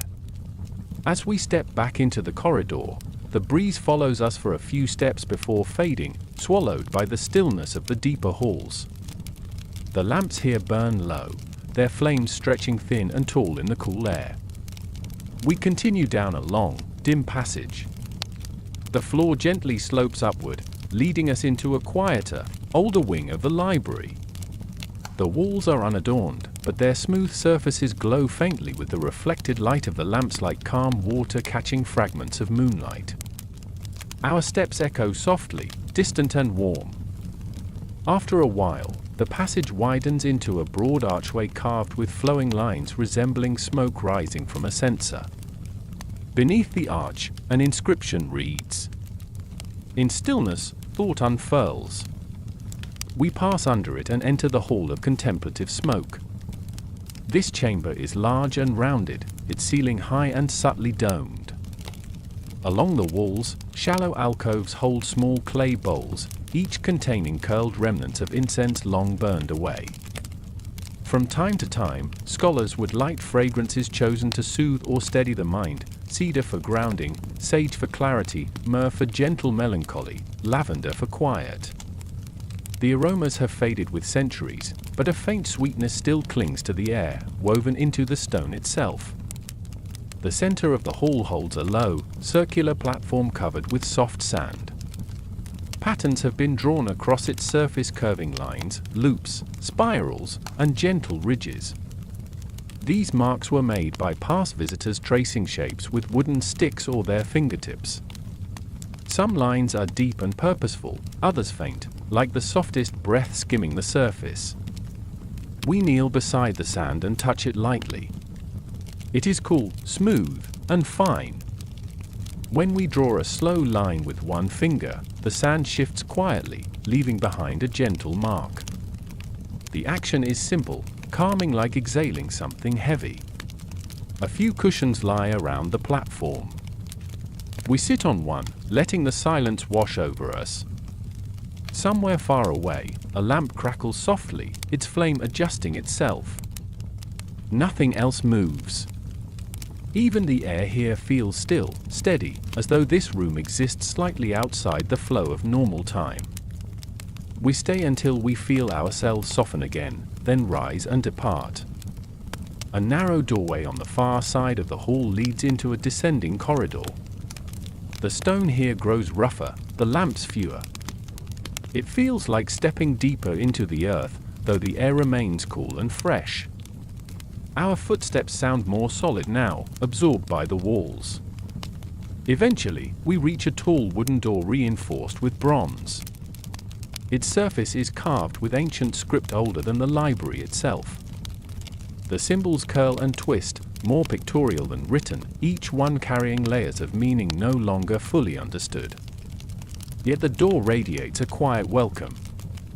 This is the Chamber of Ancient Voices. We push the door open. Inside, the chamber is dimly lit by a single hanging lamp.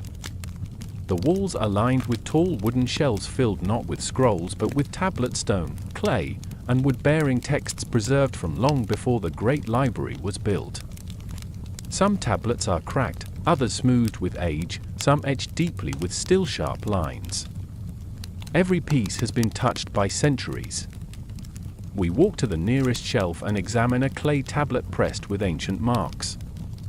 The symbols represent not a language as much as a rhythm, a record of seasonal changes, of river patterns, of the movement of birds across the sky. The writing feels elemental, as though carved directly from the earth's memory. Beside it lies a wooden tablet bearing a short poem. In the days when mountains spoke, we listened. Now the mountains rest. And still we hear. We trace the faint grain of the wood. Another tablet nearby is carved with lines representing constellations. The stars are tiny punctures in the surface, arranged in a pattern that feels familiar and strange at the same time. A note beneath it explains that this was one of the earliest attempts to chart the heavens created by a people whose names have been forgotten, but whose wonder remains, quiet and intact. In a corner of the chamber stands a stone pedestal holding a fragment of an even older work. Only a few words can be read. Remember what is older than you. The words hum through the chamber like a gentle echo. We leave the Chamber of Ancient Voices with slow steps, feeling the weight of time settle softly around us. The corridor beyond leads upward again, illuminated by broader, warmer lamps. The air grows lighter. When we reach the next chamber, the shift in atmosphere is immediate. This is the Hall of Gentle Crafts. Unlike the rooms dedicated to texts and ideas, this hall celebrates the physical arts practiced within the library's walls, small crafts meant to rest the mind and strengthen the hands. Tables are arranged neatly in rows. On them lie tools for weaving, carving, pressing leaves, shaping clay, and illuminating manuscripts. Soft fibers hang from wooden frames, woven into simple patterns of stripes and waves. Small pottery pieces sit on shelves, cups, bowls, tiny sculptures, each shaped with calm intention rather than perfection. Bundles of dried herbs rest in shallow baskets, giving the air a faintly earthy sweetness. We walk to a long table covered with sheets of pressed leaves. Each leaf is flattened carefully between two plates, preserving its shape and structure. Notes beside them identify their origins: olive, pomegranate, lotus, myrtle. Scholars once used these as reference for medicinal studies or simply to admire nature's patterns. Next to these lies a set of illuminated manuscript samples. Though the primary texts of the library did not require ornamentation, many scribes practiced the art for personal reflection, drawing soft petals around the first letters of a phrase, adding a delicate border of vines around a poem. These small works glow gently under the lamplight, colors still vivid after centuries. On one table rests a half-carved wooden figure. The face is unfinished, features only lightly outlined. A small note beside it reads, "Paused, not abandoned." We smile at the gentle distinction. Moving to the back of the hall, we find a wide, shallow basin filled with clay. A wooden stool sits nearby, its surface coated with dust. A few simple carving tools rest on a tray beside it. The clay's surface bears a single indentation, a fingerprint left by the last person who used it. There is something quietly humbling in this. The smallest gestures endure. A side passage leads us onward into a darker space. As we step in, the air cools and the walls narrow. A faint, low sound pulses through the corridor, not mechanical, not natural, but rhythmic, steady, almost like a heartbeat. We follow it. The passage opens into the Hall of Measured Time. This room contains the library's collection of early timekeeping devices, water clocks, sundials, sand timers, and mechanisms that track celestial motion. Rows of water clocks line one wall, their glass containers empty but still etched with markings that once measured the slow drip of time. Sand timers stand on another shelf, their grains long settled. Sundials rest beside them, designed to read shadows cast by a sun no longer touching these stones. At the center of the room sits a tall, bronze instrument with interlocking rings, the movement tracking device of an ancient astronomer. When gently pushed, the rings rotate with a slow, whispering sound, their shadows circling one another like planets engaged in a quiet dance. We touch it lightly and watch it turn. As the rings move, a lamp from above casts compound shadows on the wall, arcs and loops that expand and contract, merge, separate, and merge again. The pattern is soothing, reminiscent of ripples on water or the slow breathing of a sleeper. On a nearby pedestal, an inscription reads, "Time is not counted here. It is invited." The room feels like a pause in the world's constant forward motion. We walk deeper. In a quiet corner of the hall, a tiny water clock still holds a few drops of liquid at its base. Somewhere, perhaps centuries ago, the last of the water evaporated. Yet the lines that once marked its passage remain sharp. We place a finger against the cool bronze rim and feel how unmoving it is, and yet, how much movement it once represented. Leaving the Hall of Measured Time, we enter a softly lit walkway with a curved ceiling. The lamps here burn faintly blue instead of gold, giving the stone a cool, dreamlike hue. The temperature dips slightly. Our footsteps become quieter, softer, as though muffled by some unseen layer. This walkway leads us to the chamber of deep respite. It is not a grand room. It is not filled with scrolls or instruments. Instead, it contains only low couches made of woven reeds, covered with layers of soft cloth. Small tables near each couch hold extinguished lamps and folded blankets. This was where scholars rested when their minds grew weary from thought. A faint warmth lingers in the air, perhaps from old blankets, perhaps from the countless breaths of those who once slept here. The chamber smells faintly of lavender and worn linen, a scent so gentle it feels like a memory. We sit on one of the couches. Its surface gives softly beneath us.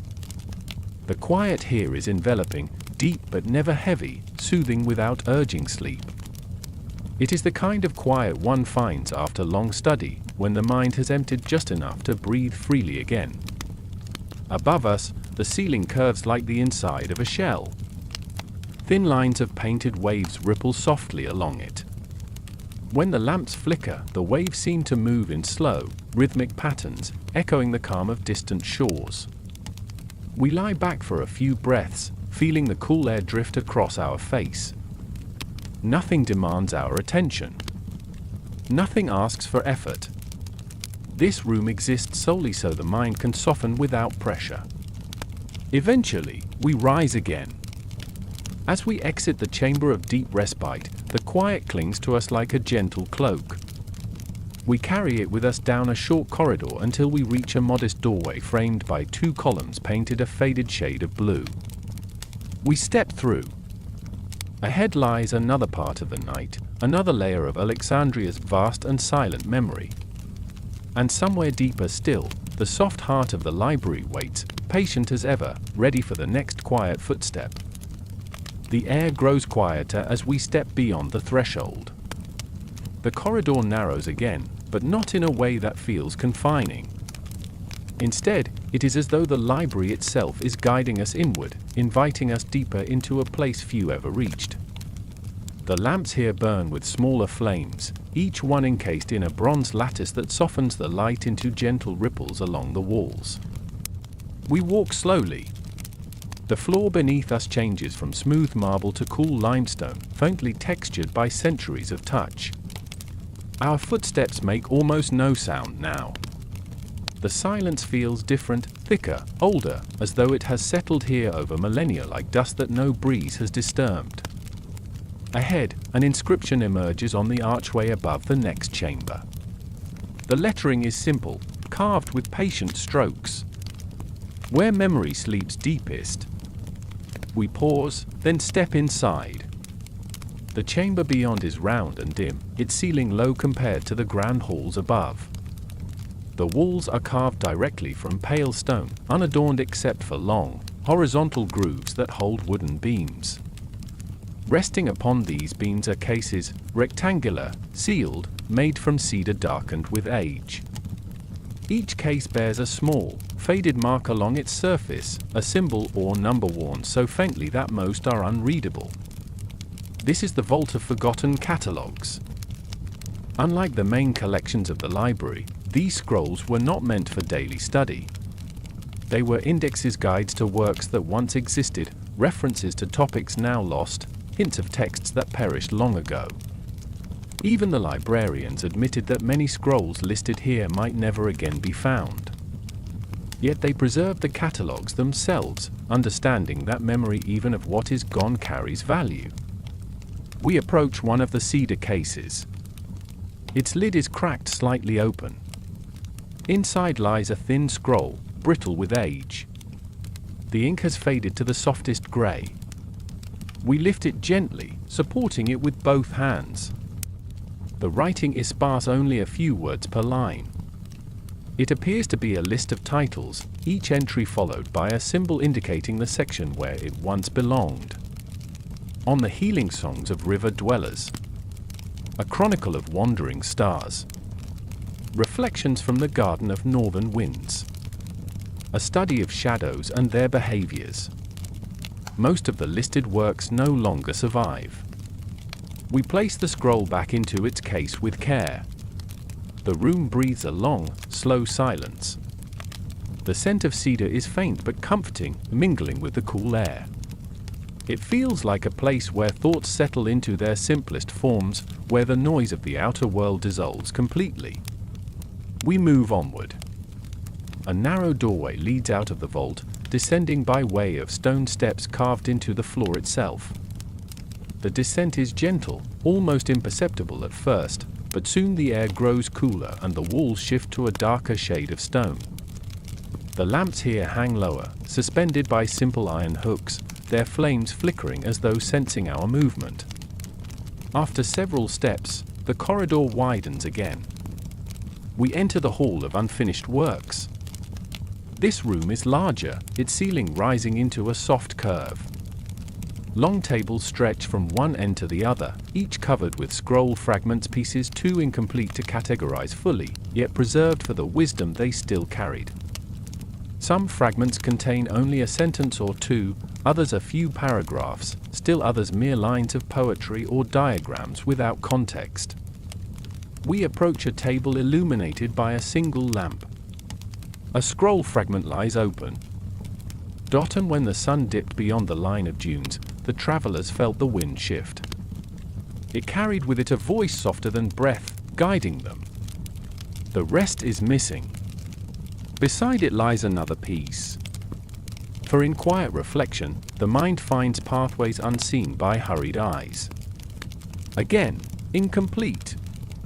Many fragments echo themes of patience, observation, gentle discovery. Perhaps these were drafts, perhaps pieces of larger works that never arrived, perhaps the remains of manuscripts damaged in storms or carried from far journeys. We lean closer to one particularly delicate fragment. The ink here is darker, preserved within the folds of papyrus. It reads, "The night speaks in three voices, the one you hear, the one you imagine, and the one you remember." The line vibrates gently in the quiet room. We spend time here, reading fragments that drift like half-remembered dreams. Each piece feels like a whisper suspended in time, fragile yet calming in its incompleteness. Eventually, we move toward the far end of the hall, where a staircase spirals downward, narrow, steep, carved into the stone with tools older than the library itself. We descend. The deeper we go, the cooler the air becomes. Moisture gathers lightly on the walls. The lamps grow dimmer, placed farther apart. Shadows stretch long across the steps, flickering with each shift of the flame. Finally, we reach the bottom. A tall door stands before us, made of stone, not wood, with intricate carvings resembling flowing water. The handle is bronze, smooth from centuries of use. We push it open. Inside lies the grotto archive. It is unlike any room we have seen in the library. The chamber appears to be a natural cave expanded by human hands, its walls textured with soft ridges and gentle curves. Water glistens faintly along the stone in small droplets, reflecting the dim light of a few scattered lamps. Shells have been carved directly into the cave walls. On these shells rest scrolls sealed in clay cylinders, protected from moisture. Some cylinders are cracked, others remain perfectly intact. Many bear symbols rather than named circles, waves, spirals, crescents. These markings represent age categories rather than subjects. The older the scroll, the simpler the markings. We pick up a cylinder marked only with a single horizontal line. When we open it, the papyrus inside is surprisingly well preserved. The script is fine, even, and ancient. It describes the earliest trade routes before Alexandria existed, the paths of caravans that moved silently across deserts, the quiet exchanges that shaped early civilizations. The writing slows the mind with its gentle cadence. And the footsteps of travelers were the first bridges between distant hearts. We close the cylinder and return it to its place. Deeper in the grotto archive, a small pool of still water rests in a natural hollow. A constant drip from above sends ripples gently across its surface, but the rest of the pool remains calm. Scholars once came here to clear their minds before studying the oldest texts. The sound of the slow drip echoes softly through the chamber, steady, rhythmic, soothing. We sit beside the pool, letting the quiet of the earth settle into our breath. The air is cool, grounding. A faint mineral scent drifts upward. After a time, we stand and continue toward a passage that extends even deeper into the rock. The ceiling lowers slightly, making the space intimate, almost sheltering. Lamps placed at intervals reveal carvings along the wall, simple lines, spirals, circles, symbols representing cycles of time, phases of thought, rhythms of nature. The passage leads to a chamber known as the repository of echoed ages. This room is small, circular, and illuminated by only one lamp positioned in the center on a low pedestal. The flame sways gently, casting slow-moving shadows around the room. The walls are covered in narrow niches, each holding a small stone tablet. Unlike the tablets above, these contain no writing, only abstract carvings, shapes and lines etched by anonymous hands from eras long forgotten. Some tablets show swirling patterns like wind tracing sand. Others contain concentric circles resembling ripples in water. A few display jagged lines that might represent lightning or mountains. Their meanings are unknown, yet they feel familiar, resonating with something deep within the mind. We lift one tablet from its niche. The stone is cool. Its carved pattern is soft and flowing, reminiscent of waves that stretch toward a calm shore. When we place the tablet back, the room seems to hum faintly, not a sound, but a feeling, as though memory itself moves through the air. We sit on a stone bench at the edge of the chamber. The lamp's glow softens. The shadows glide slowly along the walls in gentle arcs. Nothing rushes here. Nothing demands interpretation. This chamber is a place where thought dissolves into quiet impressions, where meaning arises not from words but from stillness. After a long moment, we rise and return to the passage. But rather than heading back toward the upper halls, we take a narrow side tunnel, the smallest yet, barely wide enough for one person. The air here is still and dry. The silence gathers around us like a soft veil. At the end of the tunnel lies a door made of dark stone, carved with a single symbol, a downward-facing crescent. We push the door open slowly. Inside is the well of resting knowledge. It is the deepest chamber of this entire wing, small, circular, carved directly into the bedrock beneath the library. The ceiling is low. The only light comes from a single lamp embedded into the wall, its flame steady and warm. In the center of the chamber is a round depression filled with tiny shards of broken pottery, clay, papyrus, and stone fragments of works that were beyond repair, but still preserved symbolically. Scholars believed that even broken knowledge had a presence, a quiet echo that deserved a resting place. We kneel beside the well. The fragments are smooth, worn by time. Some contain strokes of ink, others faint impressions of carved lines. Most are unrecognizable, yet together they form a mosaic of human thought, broken, scattered, but never discarded. The stillness here is profound. We breathe slowly, feeling the weight of countless generations settle around us. The silence in this chamber is not empty, it is full, layered with all that once was and all that remains in whispers. After a long moment, we rise, stepping back toward the tunnel. As we walk away from the well of resting knowledge, the quiet seems to follow us, soft, steady, like a companion walking beside us in the dark. Soon, the tunnel leads upward again. We ascend into the deeper halls, carrying with us the calm of the Earth's oldest silence.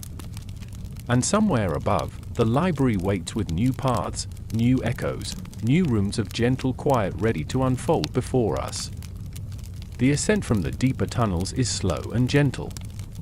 The stone steps curve upward, worn down by centuries of quiet footsteps that pass through this hidden realm of memory. The air shifts as we climb, still cool, but gradually lighter, carrying faint traces of incense and old papyrus drifting from the upper chambers. It feels as though we are rising through layers of time, moving from the Earth's oldest quiet into the cultivated silence of scholars. At last, the tunnel opens into a small landing. A lamp burns here, perched on a simple bronze stand. Its flame flickers softly, as if relieved to find company after many long hours alone. The light reveals a modest doorway ahead, framed by a border of carved olive branches. We step through it. Beyond lies the Hall of Gentle Bearings, a transitional chamber that bridges the ancient depths with the more familiar halls above. The ceiling is low, supported by smooth wooden beams. The floor is made of pale limestone tiles arranged in irregular geometric shapes, each warmed by the soft glow of oil lamps set into wall niches. Several wooden stools line the walls. Some hold open scrolls, others display clay tablets wrapped in linen to protect their fragile edges. These texts appear more recent than those in the lower vaults, yet older than the works in the main library, an intermediate layer of knowledge that scholars once consulted when bridging old and new ideas. We approach a scroll resting neatly on a low table. Its papyrus is yellowed but intact, the ink still dark enough to read. The writing describes the evolution of mapping techniques, how early explorers drew the outlines of coastlines from memory, how later scholars refined them through measurements of stars, currents, and winds. The tone is calm, steady, each sentence crafted with patient care. Beside it lies a small collection of ink samples in clay bowls, some dried, some preserved with stoppered lids. The pigments range from deep black to soft brown, with one bowl containing a faint reddish hue made from crushed minerals. Tiny notes identify their origins: river soot, burnt olive pits, red ochre from western cliffs. The hall smells faintly of wood, stone, and aging ink, a warm, gentle scent that settles the mind. We move on. At the far end of the hall stands a doorway draped with a woven curtain. The fabric is soft and light, dyed a muted blue. When we lift it aside, a cool breeze greets us, drifting from the chamber beyond. We enter the court of quiet horizons. A long, rectangular room stretches out before us, with tall, narrow windows carved high into the walls. Through these openings, the faintest glimmer of moonlight seeps in, tracing gentle lines across the floor. The windows face east, designed to capture the earliest light of dawn. For now, the room rests in calm anticipation of the morning. A series of stone benches lines the room. Each one bears marks where countless scholars once sat, their robes brushing against the stone as they contemplated questions too vast for words, questions about the horizon, the tides, the turning of seasons, the nature of beginnings. A mural spans the far wall. It depicts a shoreline viewed from above, waves curling toward the sand, boats anchored in shallow waters, distant hills outlined in soft strokes. But the most striking feature is the sky painted in shifting shades of gray and pale blue, as though the artist wished to capture the quiet moment just before sunrise. We sit on one of the benches, letting the silence settle around us. The breeze drifting through the windows feels cool and steady. It carries a faint hint of the same sea that brushes Alexandria's harbor at night, its rhythm echoing through the city's stones. After a time, we rise and continue through a side passage leading to a narrower chamber. This room is lit by only 2 lamps, their glow warm but dim.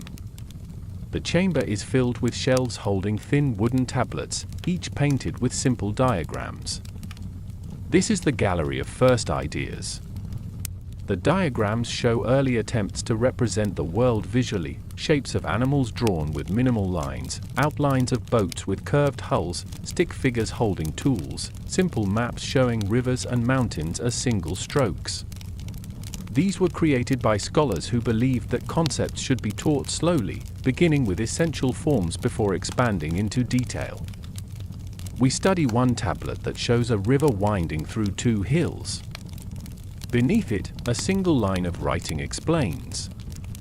To understand a thing, know its gentlest shape. Another tablet features a circle with radiating lines, an early depiction of the sun used in basic astronomy lessons.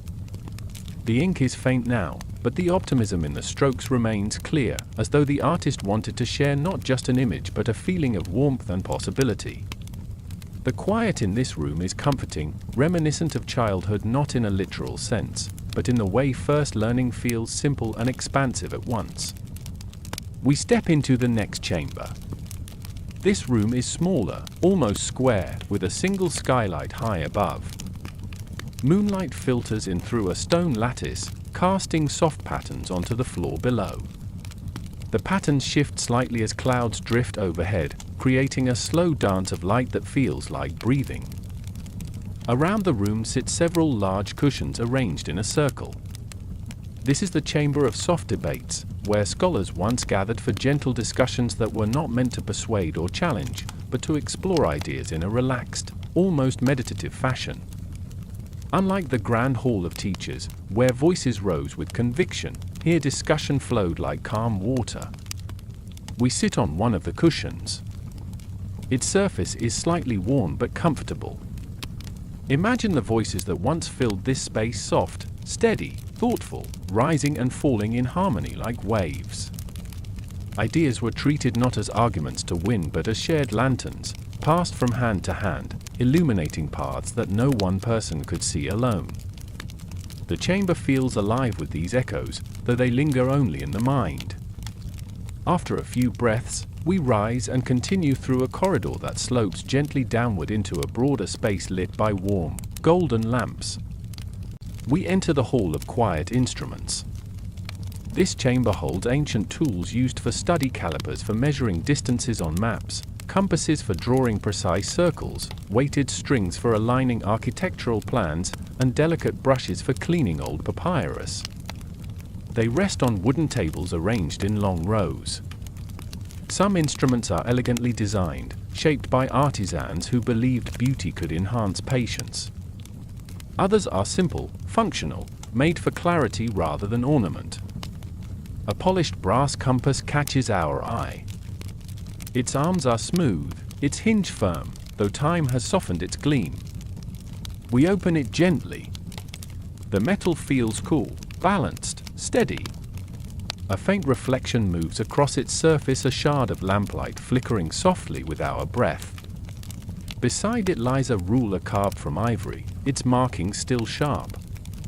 It bears a small inscription: for the slow shaping of understanding. We place the compass back. Toward the back of the hall sits a large table covered in parchment sheets. Some contain geometric patterns, others sketches of stars or coastline contours. They resemble drafts, ideas in progress, preserved as reminders that learning often begins with tentative lines. We move on.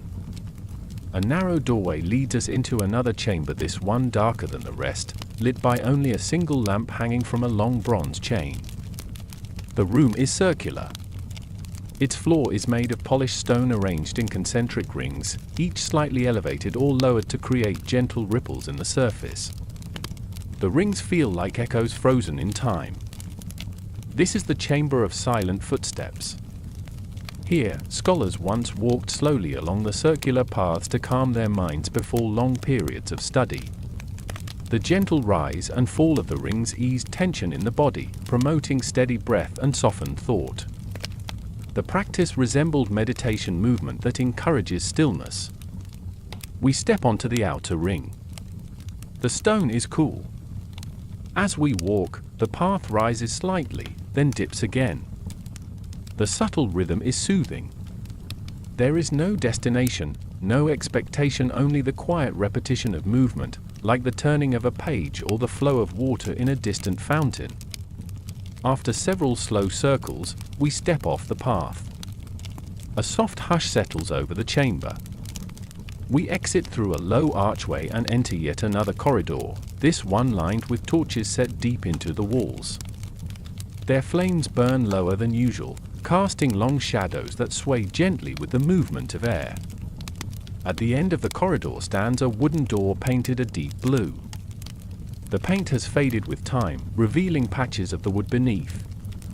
The door bears no symbol, no inscription, only a simple metal ring handle. We open it.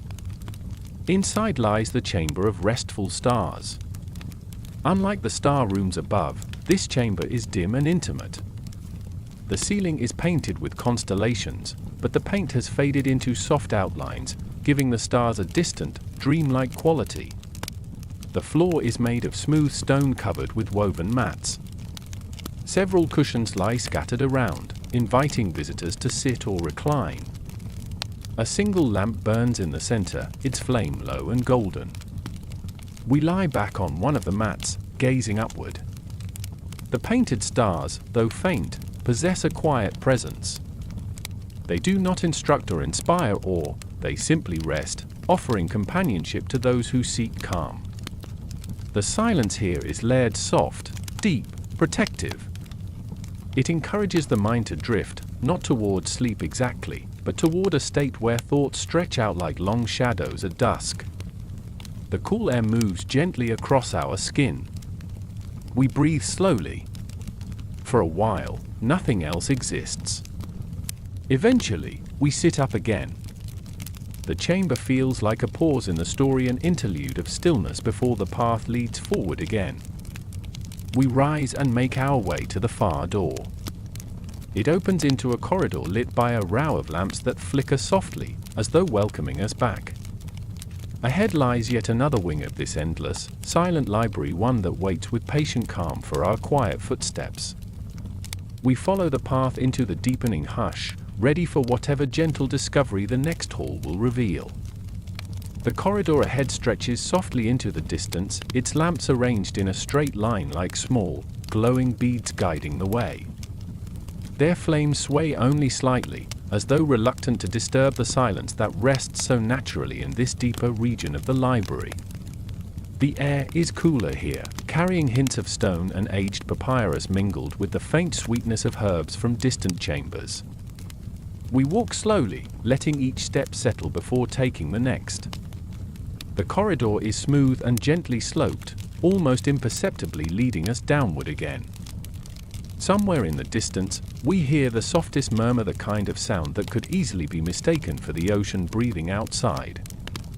Yet we know it comes from within the library itself, from some unseen chamber that resonates with a quiet rhythm of its own. The path eventually widens, opening into a high, softly lit room. This is the Hall of Quiet Exchanges. The chamber is circular, its stone walls rising tall and smooth. Wooden benches line the perimeter, curved to follow the shape of the room.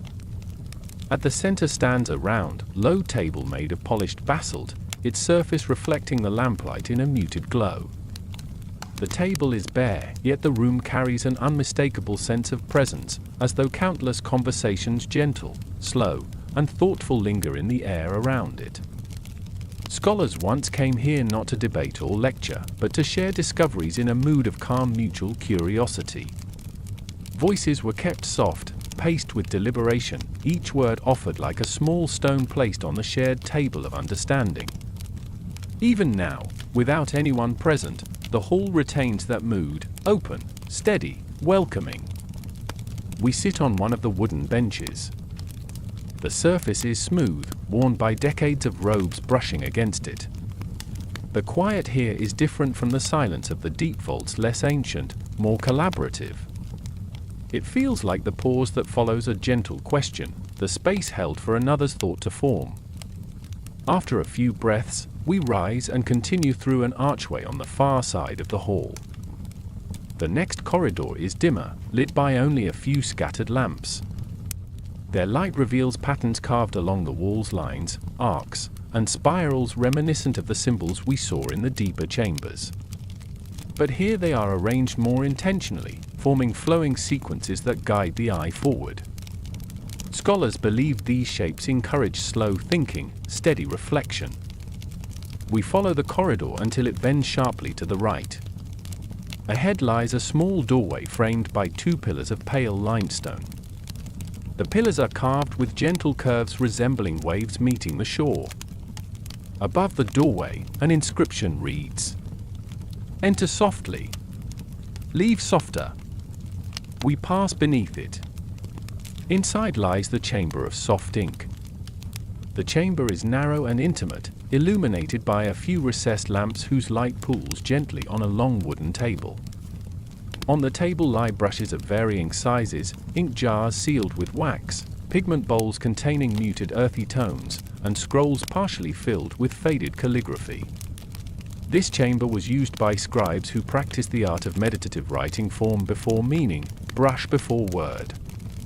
Their purpose was not to create perfect texts but to let the movement of ink slow their breath and steady their minds. We approach a scroll lying open on the table. The strokes are fluid, soft, almost translucent in some areas. The words themselves are simple observations. The lamp flickers. The night listens. The hand moves. And quiet follows.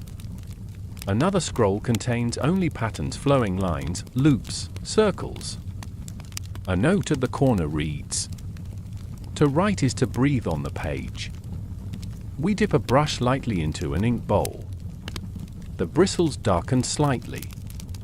When we run the brush across a blank section of papyrus, it leaves behind a soft, imperfect line that widens then narrows, like a sigh.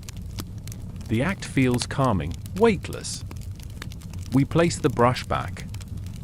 Leaving the chamber, we find ourselves in a broader hallway where the air grows warmer. The walls widen and lift, the lamps brightening slightly. The shift is subtle but clear. We are ascending again, though not toward the upper halls yet. Rather, this region feels like a middle ground between contemplation and revelation. At the end of the hallway stands a door made of dark wood, its surface carved with an intricate pattern of interwoven vines. The vines twist gently, forming loops and knots that almost resemble ancient script. When we push the door open, the hinges release a soft, breath-like sound. We enter the hall of resonant shelves. This chamber is grand, though not as vast as the main hall of the library. Its ceiling rises high into a gentle dome. Tall shelves line the walls, each filled with scrolls resting in carved cubbies. But what distinguishes this hall is the way the shelves are built. Their wooden frames are curved slightly inward, creating an acoustic shape designed to amplify the softest sounds. Even a whisper spoken in this hall would travel like a warm breeze along the shelves, reaching every corner without ever becoming harsh. Scholars used this room to test the resonance of recitations, ensuring their readings flowed naturally through space. We walk slowly between the shelves, noticing how our footsteps produce soft echoes that return a moment later, gentle, rounded, never abrupt. The acoustics soothe the mind, making each sound feel deliberate. A few scrolls lie unrolled on reading stands. One contains a poem. Let the quiet carry you. Let the shells remember your breath. All words return in time, softened by the path they take. Another scroll is a star chart annotated with notes on how sound behaves in domed spaces. The observations are precise yet written in a flowing hand. We pause near the center of the room and speak a single word, nothing meaningful, just a soft tone. The sound travels outward, gliding along the shelves before fading somewhere behind us. The effect is strangely comforting, like hearing one's own thought drift away on a calm current. Leaving the hall, we find another staircase, this one ascending gently in a wide spiral. We step onto the platform. Nothing changes outwardly. Yet the stillness of the space encourages a gentle inward settling, a soft alignment of thought and breath. For a moment, the vastness of the library feels like a single, steady pulse surrounding us. After a long pause, we step back down. Beyond this chamber lies a narrow passage that gradually brightens as we walk. The lamps grow more numerous, their flames taller, steadier. The air becomes slightly warmer, carrying faint traces of the outside world. We sense that we are nearing the heart of the library again, not the main hall, but another central space where many paths converge. Finally, the passage opens into a wide, softly glowing rotunda. This is the atrium of returning paths, the place where deeper journeys through the library end before branching outward once more. The ceiling is high, shaped like an inverted bowl. Soft light pours down from a concealed source above, illuminating the room in a warm, even glow. Several corridors lead away from the atrium, each marked by a different carved symbol's feather, a wave, a star, a leaf, a flame. Each symbol represents a theme of knowledge. For now, we stand quietly in the center, letting the calm of the atrium settle around us. We have traveled far into the library's hidden depths, and now we feel the gentle pull of its central heartbeat, drawing us toward one final path. Somewhere beyond these corridors, the library's quiet core awaits, still, patient, timeless. We move toward it with soft, deliberate steps, ready for the final part of this silent journey. The atrium of returning paths holds its quiet breath as we stand within it, the soft light embracing us like a warm cloak. Around us, the carved symbols above each corridor glow faintly in the lamplight: the feather, the wave, the star, the leaf, the flame. These symbols mark the many journeys scholars once took through the library, each representing a path of learning, a direction of thought, a way of seeing the world. But one path remains unmarked. It lies directly opposite the archway through which we entered, a wide corridor framed by two columns taller and smoother than the rest. There is no symbol above it, no inscription, no guiding word. Only a simple arch, shaped with perfect symmetry, opening into a space of soft shadow. This is the path that leads to the heart of the library. We step toward it. The air grows warmer as we pass beneath the archway, and the shadows lengthen toward us, stretching like gentle fingers welcoming us deeper. The corridor is quiet, with lamps placed farther apart, their flames steady and golden. The walls are unadorned, allowed to speak through their smooth, uninterrupted surfaces. The silence here is not empty, it is full, dense, concentrated. We walk slowly, letting the quiet settle in our chest. After a few minutes, the corridor begins to widen. The ceiling rises. The lamps grow brighter. We sense a vastness approaching, though nothing yet reveals itself. Finally, the passage opens into the chamber of still light. The moment we step inside, everything softens. The chamber is immense, larger than any space we have seen within the library, perhaps larger than we imagined possible beneath the city. The ceiling arches high above, curving gently like the inside of a protective shell. From this ceiling hangs a single source of illumination, a radiant orb of pale light, suspended by no visible support. It glows steadily, neither bright nor dim, casting a soft, diffused glow across the chamber. The walls are made of smooth stone, polished so finely that the light ripples across them like water.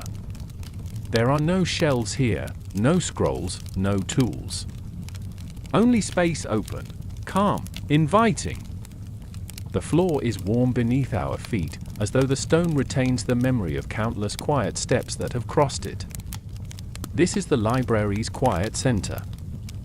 We walk toward the middle of the chamber, where a circular platform of dark stone rises slightly from the floor. Its edge is marked by a barely visible inscription carved with shallow strokes. In the stillness, all words return home. We step onto the platform. The light above seems to shift, not in brightness, but in presence, as if it recognizes our arrival. A soft warmth spreads through the air, gentle as a breath.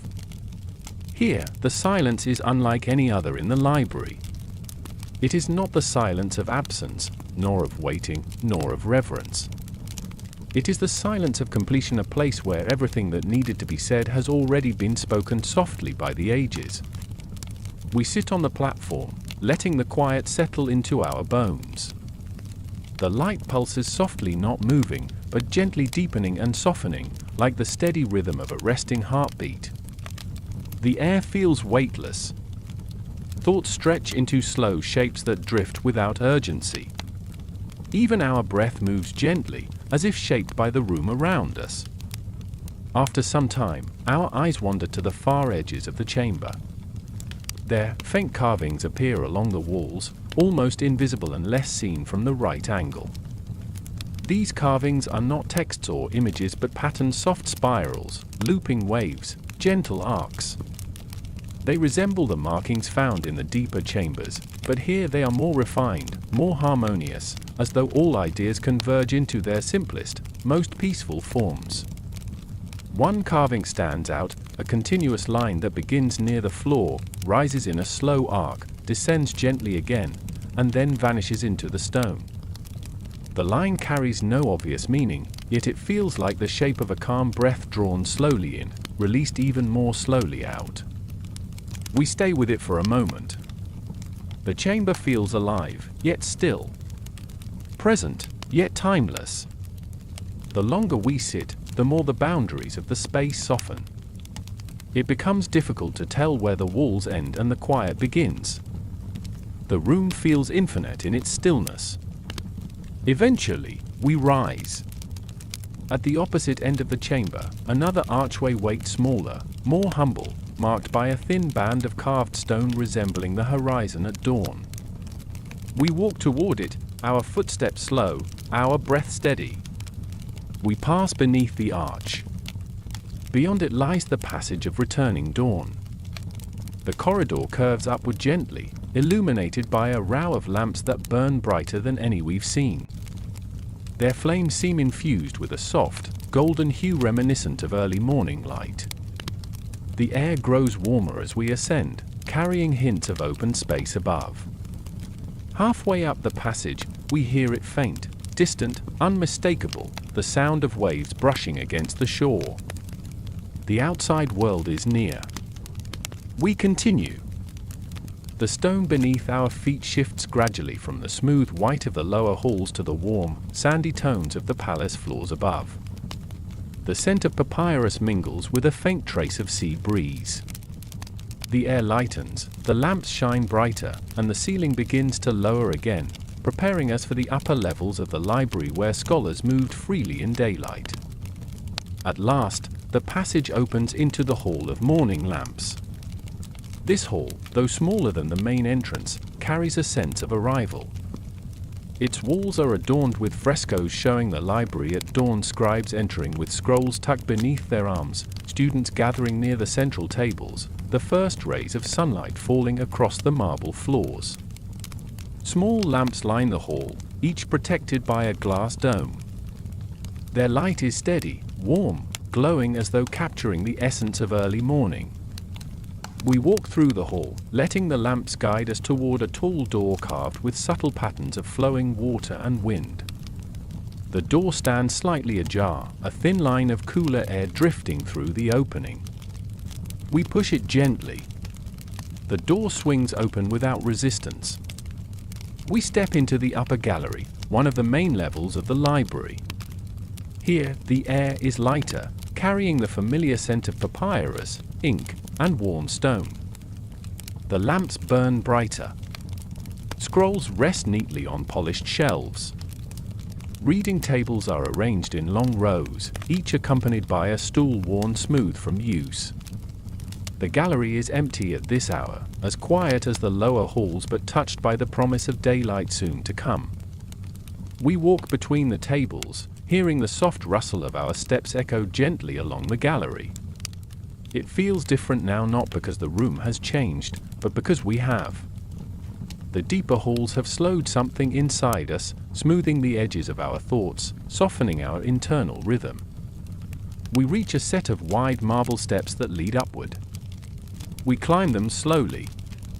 At the top lies the final chamber before the outer doors, the Hall of Quiet Departure. This hall is spacious yet humble, with a high arched ceiling supported by wooden beams. The walls bear simple murals of scholars carrying scrolls, lanterns, and baskets of ink. Along the sides are low benches where visitors once rested before stepping back into the city. A soft breeze moves through the hall. Ahead, the main doors stand open. We walk toward them. Beyond the threshold, the night air greets us with its cool embrace. The harbor's soft murmur rises from the distance, mingling with the faintest whisper of wind. The sky above is dark, but the horizon carries the first hint of dawn, a pale, fragile blue beginning to bloom along the edge of the world. We step outside. Behind us, the library stands silent and steady, keeping its eternal vigil over the knowledge it holds. Its lamps glow softly within, casting warm halos against the stone columns. The great doors remain open for a moment longer, as though acknowledging our passage through its deepest and quietest chambers. Then, with a gentle breath of wind, they shift slightly inward, settling back into their resting place. The shoreline is calm. Waves roll toward the harbor with slow, steady rhythm, the same rhythm that greeted us when the night first began. We stand for a moment on the stone steps, watching the sky lightened by a shade so subtle that only the stillest mind would notice. The world feels soft, unhurried. The silence of the library lingers around us, not left behind but carried with us like a quiet companion. As we walk away from the grand entrance, the faint fragrance of papyrus and oil lamps drifts behind us. The sound of the waves grows clearer. The horizon brightens. And as the first gentle light of morning touches the stones beneath our feet, the library of Alexandria rests behind us, silent, timeless, watching over its endless memories. In quiet, it preserves the world. In stillness, it teaches. And in the soft hours between night and dawn, it opens its heart to those who walk gently. Tonight, we were one of them. And the silence we carry now will not easily fade.